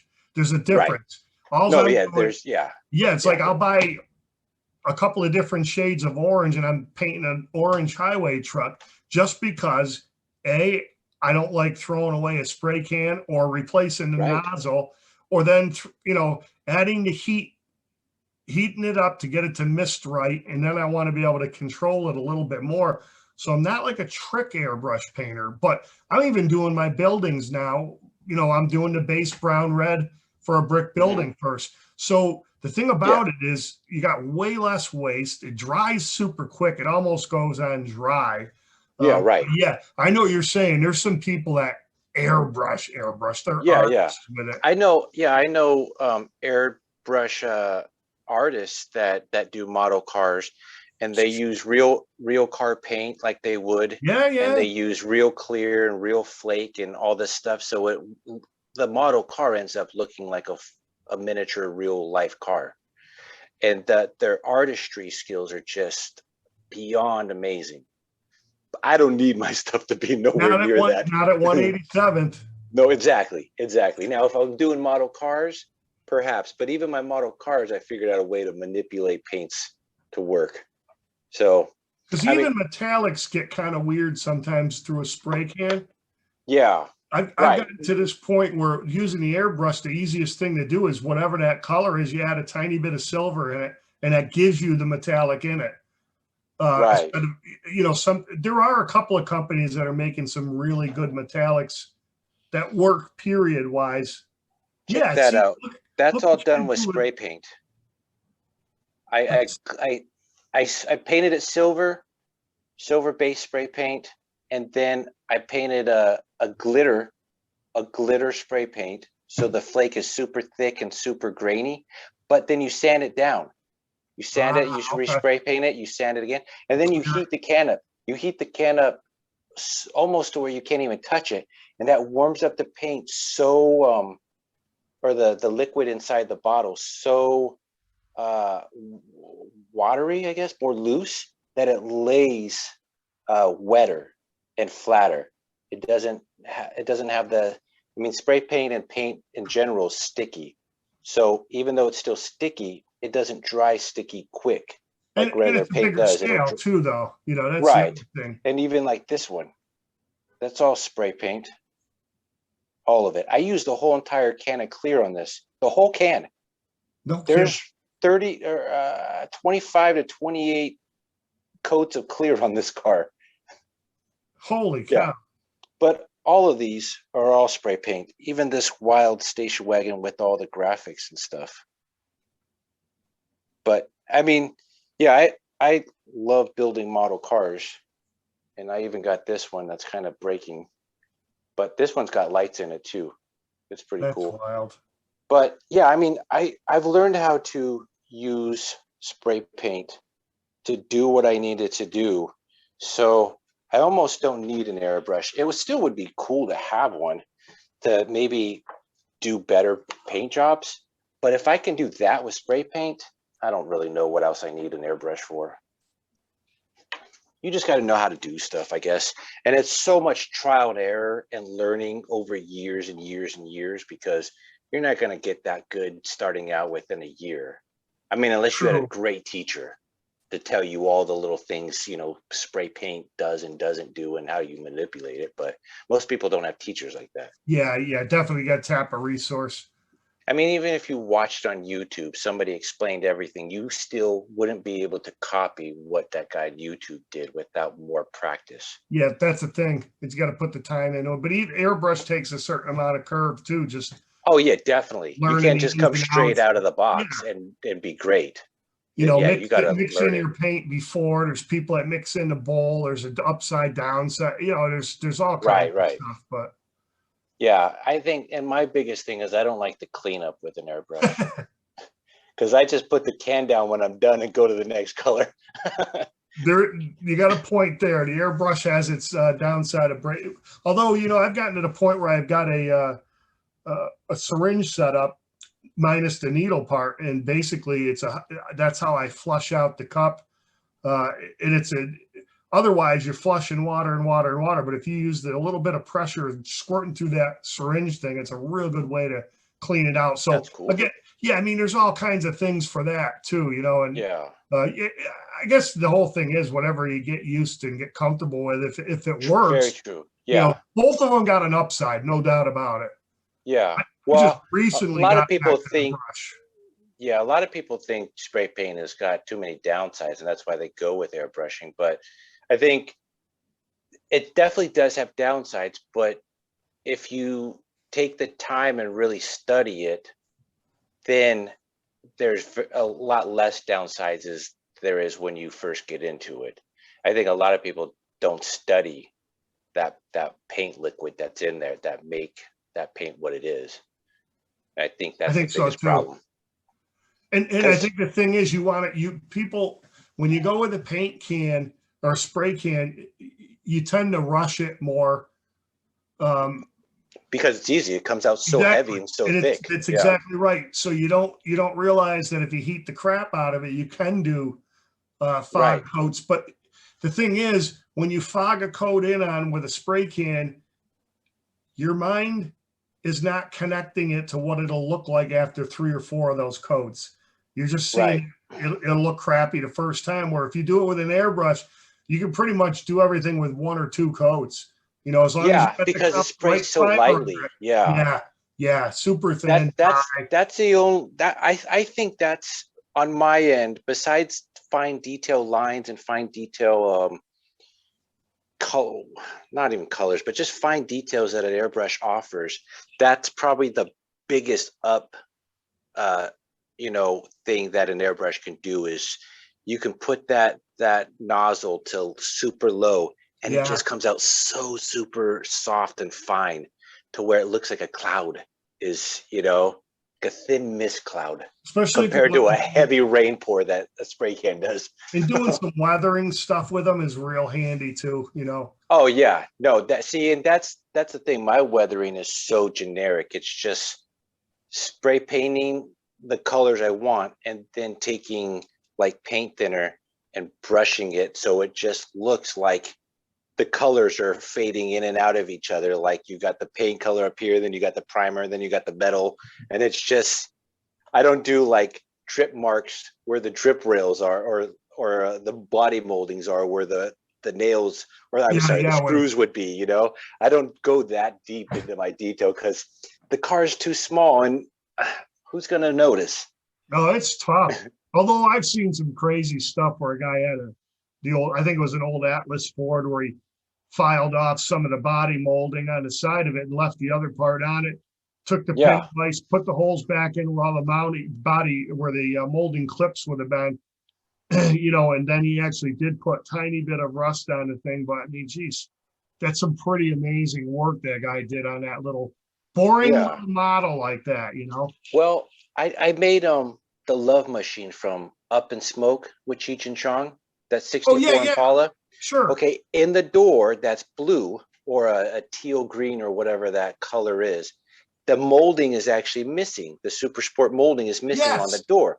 I remember But that it's model you built. still different colored there because it's like they painted the car with the molding on, taped it off, and then painted the door that teal for whatever reason, and then the molding fell off somehow. So it's got the original color of the door underneath that molding, and then the potholes for the clips.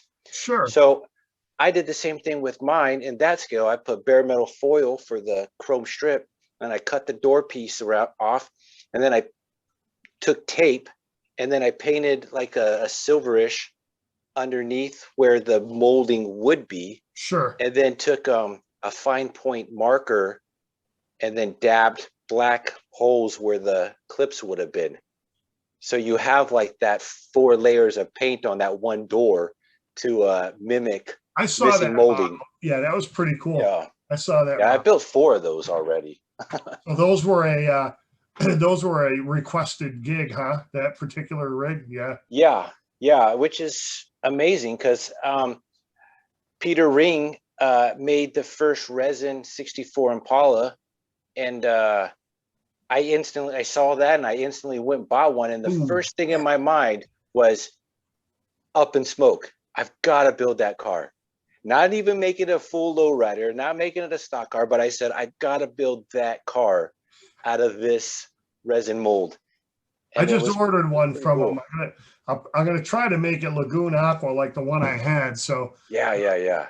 yeah, Well, or maybe if you classic can't red do tone. it, let me know. I'll try and do it because Joseph Bolivins, like I said in the beginning of the podcast, he's getting pretty good with his resin 3D printers, and he's printed up a whole bunch of 64 Impalas.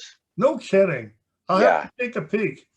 yeah. And it was the design that he bought only came with the body, so he then and went and built a chassis for it, like an alloy form chassis where it's just flat on the bottom, and then he made the seats in there. Sure. So he's got quite a few of them, and he's sending me. So if you can't pull that off, let me know, and I can What's try and he pull What's it he off. getting for him? Right now, because they're the first batch, nothing. We're just building them for ourselves. So you'd have to like hit him up. He has the file and he can print them in like a few hours. So just he's on the he. I just uploaded his video I've Monday. I've seen him in our group. His name Yeah, pop yeah, up. Yeah, he's a good builder, real good builder. yeah, yeah. Hit him up because he doesn't mind printing stuff for anybody, and he's not. I don't think the file for that print cost a hell of a lot. So I'm pretty sure he's not going to ask that much. And just say I sent you. Yeah. Thanks. I'll drop your name. Sure. Yeah. But yeah, we're just building them for ourselves. I mean, the 64 and 63 Impala, like the most important Impalas of all Impalas for the lowrider world. And strangely enough, he's starting to get into wanting customs and lowriders, and I'm helping him with that. So, which is so ironic because he doesn't seem to be the guy that would like that stuff. Right But up your you alley. looking at me, yeah, you looking at me, and I shouldn't be liking lowriders either. But you know, it doesn't really matter what we look like. I just love the fact that he's getting into it. He's starting to like those, and he wants them. So Yeah, that's neat. yeah, I can't have too many 64 Impalas anyway, so. that's besides those Ghostbuster cars. I've built 20 Ghostbusters cars. I just sent the last one out last Monday, or this Monday. What's today? This Monday, I sent the last one out that I built for a customer. Besides those Ghostbusters cars, the 64 Impala coupe and wagon is the most bodied car I've built. I've got probably 15 to 20 of them built. And I'm not stopping because I've got a lot more bodies. And the Dukes of Hazzard stuff, that isn't too hard to do. Well, thanks to Oxford Diecast, we're already pre-making a car that's 1 year off, which is good enough for me. I don't need it to be the exact year.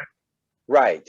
Yeah, that they pretty much did the hard work of creating a car that you can work What with. was the Dukes was a 68? I don't know what Oxford Diecast year is, but it's 1 year off of the year that the Dukes is. It's either a 68 or 69. Yeah, I can't remember what it is. I did order one from Pete. I'm going to try to do a Dirty Mary Crazy Larry. The only difference on that was that custom stripe they had down the side, but I think I got a black that I can either that'll work out close enough for it. I think it's a Torino stripe that will work for that. You know what you could do? This is what I do on some of my cars. You take the car, maybe before you've painted it, put some like painter's tape on the side and really use your finger to push it down, and then take a pin, like a fine point pin, and outline the wheel wells, outline the bottom of the car, outline the whole body besides the roof, because the stripe that you need doesn't need to go on the roof. Correct. Right? So just outline the whole body with the pin, with the tape on it. And then if the body molding is, say you have a body molding in the middle, just put a pin on that. And then you can take that off, put it on, a table. You have exactly perfect outline of the shape of the car. And then you can just take a pencil and mark the actual, body stripe that you need and cut it out with a razor blade, and then paint the car you needed, and then put that tape back on it and put the repaint the stripe on it. And then you got a perfect outline of the actual stripes, unless you want to use a decal for them. But if you just want to use paint, that's a real simple way to figure out exactly how to get that paint on there and make it centered perfectly. Yeah, because usually anything like that, I'll just do it with straight out tape. I just got to look at the way that thing tapers, because it's it's just a little wider at the back of the car, and then it just comes into a point. I just got to figure out if that point's symmetrical or if it's a straight top line with a bottom that curves up. I think it's straight line on the top with a bottom that curves, which wouldn't be too hard. I have to take a look at it. I mean, it shouldn't, but you're a model car guy and you're a decent painter, so I mean, it shouldn't be that hard for the skills we have. Yeah, I'll look around. I know that there's a decal set that the Hamburg guy was making, but I'm not sure. It's all for the 69, but I'm not sure what was in that kit. I wonder, he sent me two. I bought a decal set for 62 Bel Air. That one's nice. That's a nice little kit. He sent me another one. Oh, really? Dodge Monaco. Okay. Oh, did he do that one too? Where's the 62 Impala one? Is this? So I got two decals in this bag. Oh, they're both the same thing. Interesting. Okay. So this is not the 62 Impala decals, but this Is it the decal is for the Blair? Dodge. It's for the Dodge Monaco Oh, the police cars Cruiser, from, sure. yeah. So I bought 2 sets from him, I guess. So this had the Blues Brothers decals and then the cop car decals. I didn't Oh, realize he neat. had that. But yeah, I thought this set was the 62 Bel Air ones because I have another set of decals with that for a whole different car. And it's a Chevy car, but I don't know what year Chevy, and I don't remember what brand of Chevy it is. He's making What some model. neat stuff. That list is getting bigger too. Yeah, yeah, which is great because I mean, to do a stripe like that cop car, like Dodge Monaco, get the whole letters on there and everything. It's to get everything separate is just stupid and Yeah, ridiculous and almost impossible to do. So the fact that somebody's taking the time to design a whole decal set for it, oh, and definitely. they're reasonably priced too.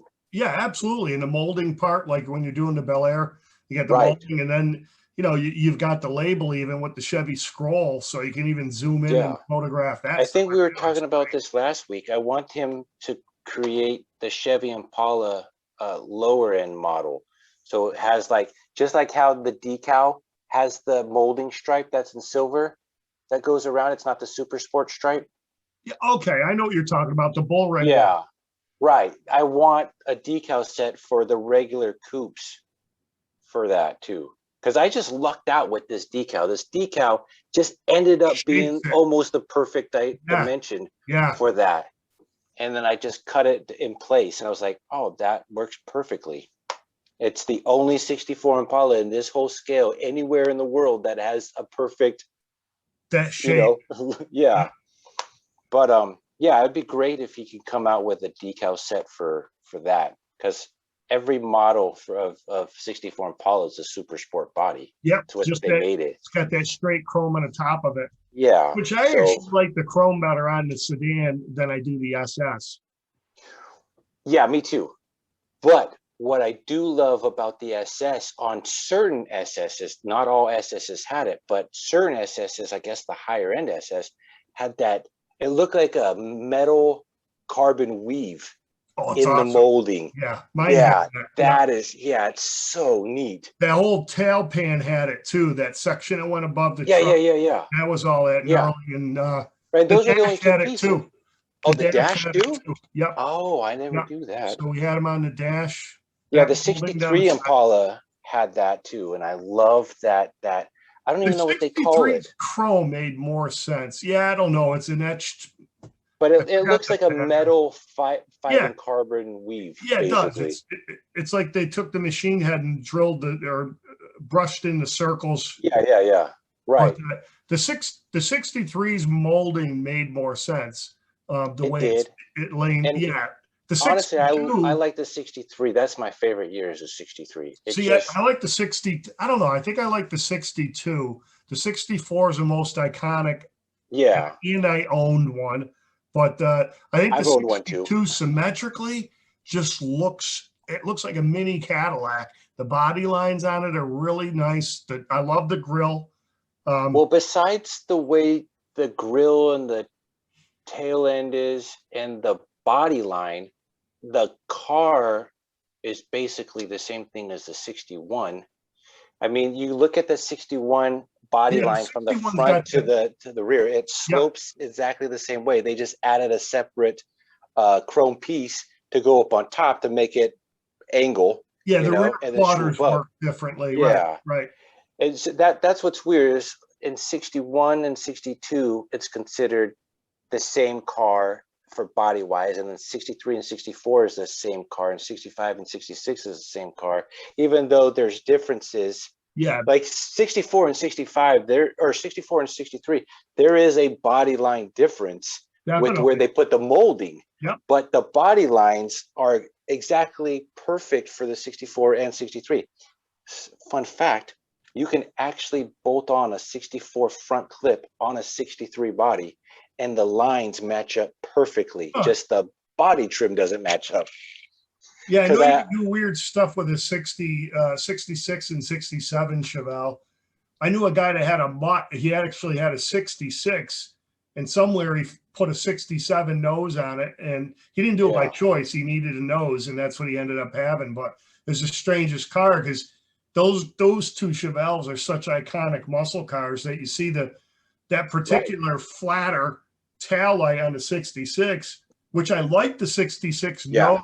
rear, but I like the 67's Mhm. nose better with the little sharky Yeah, the yeah, yeah. fender points there. They look like a little shark. So it's kind of like he made that mutt that I sort of like. It's still around town out here. It's kind of cool when I see it, but That's neat. You want to hear another interesting car fact? 1959 and 1960, GMs had the wraparound front window, and the flat tops had a wraparound rear window. Are you familiar with those? I know. Yeah, Okay, so in the 1959 and 1960 Mercuries, it's the exact same windows. The same part numbers match the Chevy to the Mercury. In fact, the 1960 grille for Mercury is commonly replaced on a 1959 Impala because there's the bolt pattern for 60 grille to switch out the 60 or the 59 grille on a Impala is the same exact bolt pattern. You don't have to do no modifications. and what's the look of it though? Does it look the same? Um, The pattern's the no. same. So in the 60 Mercury grille, it's encaved. Or I guess if you're looking at, like, say I'm the nose of the car, it's encaved like this, it's beveled, and then there's separate lights that sit far enough apart. There's like a foot apart from each light. So you got the very edge light, and then like a foot in, there's another light, and then the edge light, and then a foot in, there's another light with the encaved grille. So it's a kind of not, I won't say a go-to custom, but it's a somewhat familiar custom. It's if you look up custom 59 Yeah. Impalas, a lot of customs are going to have that 60 Mercury grille in I'll them be because damned. they didn't have to do no modifications to fit it in. And then Interesting. the windows from a Mercury, 59 and 60 Mercury fit the 59 and 60 GMs Those perfectly. definitely. I You had would no clue never that. know that, but I had to look it up because my 60 Mercury has it's not a bubble, but it looks like a bubble starting from the sun beating down on it, and it's not Delaminated. cracking. Yeah, it's not cracking the window at all, but it's just a bubble that's in between, like a rainbow bubble. And so I thought, let me go look it up, and you can't look it up under Mercury because Mercury don't make no replacement parts for that car hardly at all. Like the only way you get any replacement is to go find another car that's, decent condition. But looking at a Mercury form back when forms were still hot, and they said, oh, GM, just look at 5960 GM, it's the same window. Damn. Right. Same part number, maybe minus a number or two, but they just said the 59 and 60, it's the window you need. And since they do make replacement parts for those GMs and not the Mercury, that's a perfect swap option. That's pretty cool. Yeah, Ford and GM collaborating and probably not even knowing it. How about it? Yeah, that's Because I not even. guarantee that 60 Mercury, they didn't plan on anybody taking the grill out of a 59 GM and replacing the grills with. They never planned that, but they had the same bolt pattern.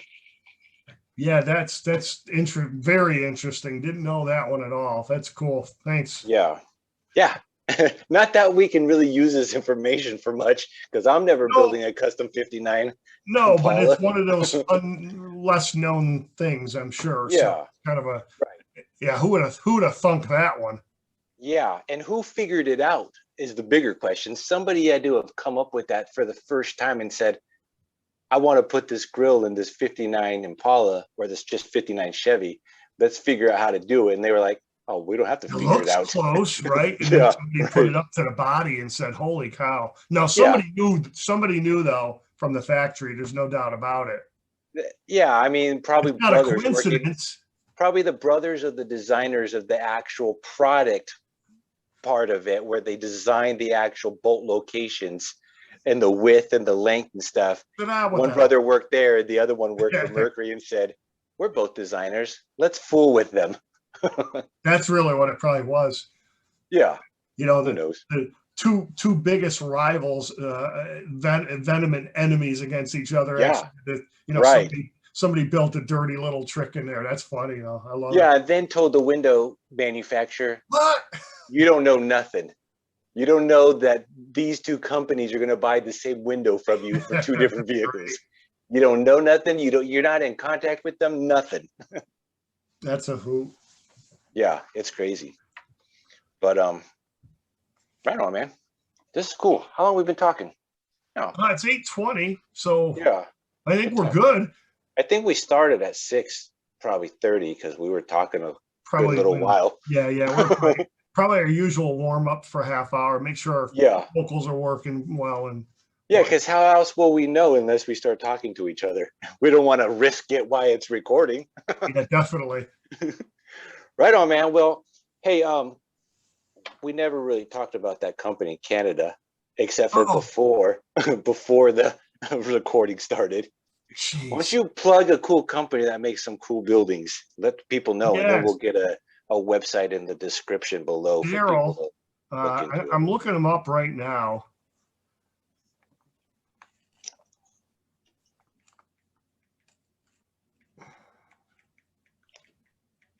I want to make sure I get it right.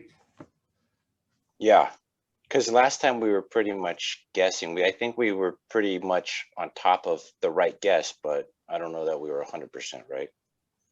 Yeah, so it's Daryl, and the name of the company is Interaction.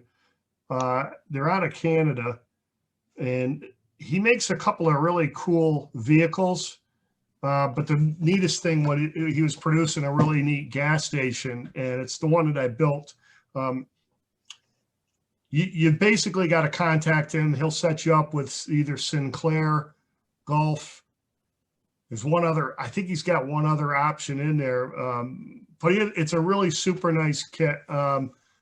It's out of some impregnated board. You have to laminate, glue them together, and put it together. But super details in it. He's got some really neat gas pumps that have window glazing. Same thing with a soda machine. He makes it. Soda machines are made out of wood, but they are like the best deep representation that I found for a 60s soda machine. So it's got the door on the side that would have like, I don't know, 12 cylinders cut out of steel that the soda would sit in. So you pulled open that door and pulled them out. Anybody that's my age will remember that type of Yeah. machine. But didn't do the I'm drop not your down. age, and I know it. So, but you're a car guy. So Right. he has, again, that model has glazing as well in that kit. It is made out of wood, so but it's some sort of a laminate, so it's a real tight grain, and with a good primer and everything else, you'll never know when you're finished that it's actually made out of wood. He does do some resin propane tanks that are 20-gallon tanks that are super. He does gas service for buildings, which are super. He makes a 73 Winnebago RV and a couple of different really cool 1960s, 50s trailers. There's two, I think he's got 2 or 3 travel trailers, but pretty neat little website. He makes some, doesn't have a ton of things, but what he does make are super good fit, real neat things. I'm going to order a welding shop from him for an industrial setup on my layout. Pretty neat thing, pretty easy to wire. I think he has a $20 additional interior kit that'll have office and then a whole bunch of welding areas. So it's basically a welding school. Pretty neat type of concept. And yeah, so there's a guy that's pretty small. It's him and his wife. Very pleasant and great guy to work with. And so Daryl up at Interaction Hobbies. Right on. And I'll have a link for that website for their company in the description below as well, if you guys want to check that I'll website shoot out. it over to you. Yeah, cool.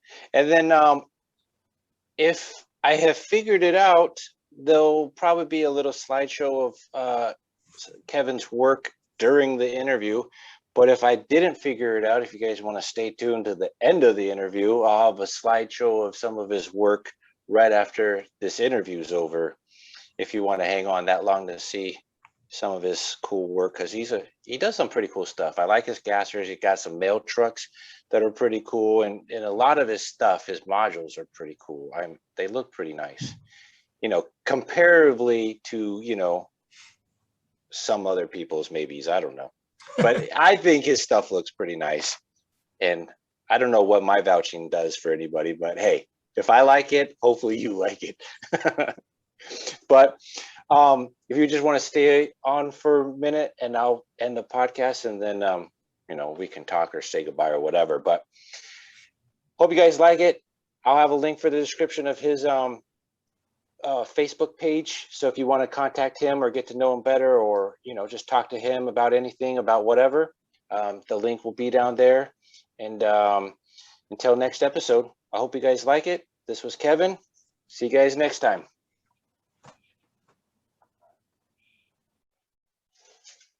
All right, so that was Kevin. Pretty much what I said in the monologue, the beginning of this video. Yeah, he builds gassers, he builds hot rods, not a lot, but he's built them. And he builds modules, and eventually he's going to get into trains. But, overall, he's a train guy and a car guy. And I think that's what most of us are anyways. I mean, if we're into this scale, we're obviously somewhat into trains. So yeah, like I said in the interview, I'll have a link to those things that I said in the description, his Facebook page, and then that company in Canada that does model cars and model buildings for this scale. So if you guys want to check that out. And like always, there's a Patreon that'll be linked in there too, if you guys want to help.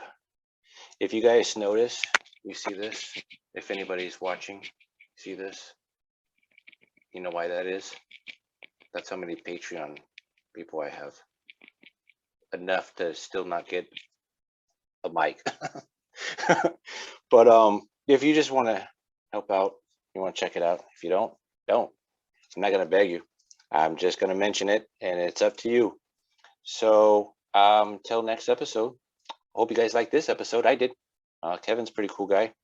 And right after I'm done talking, it'll have music playing, but I'm going to do a little slideshow of his work if I haven't figured out how to put it over our ugly mugs while we're talking.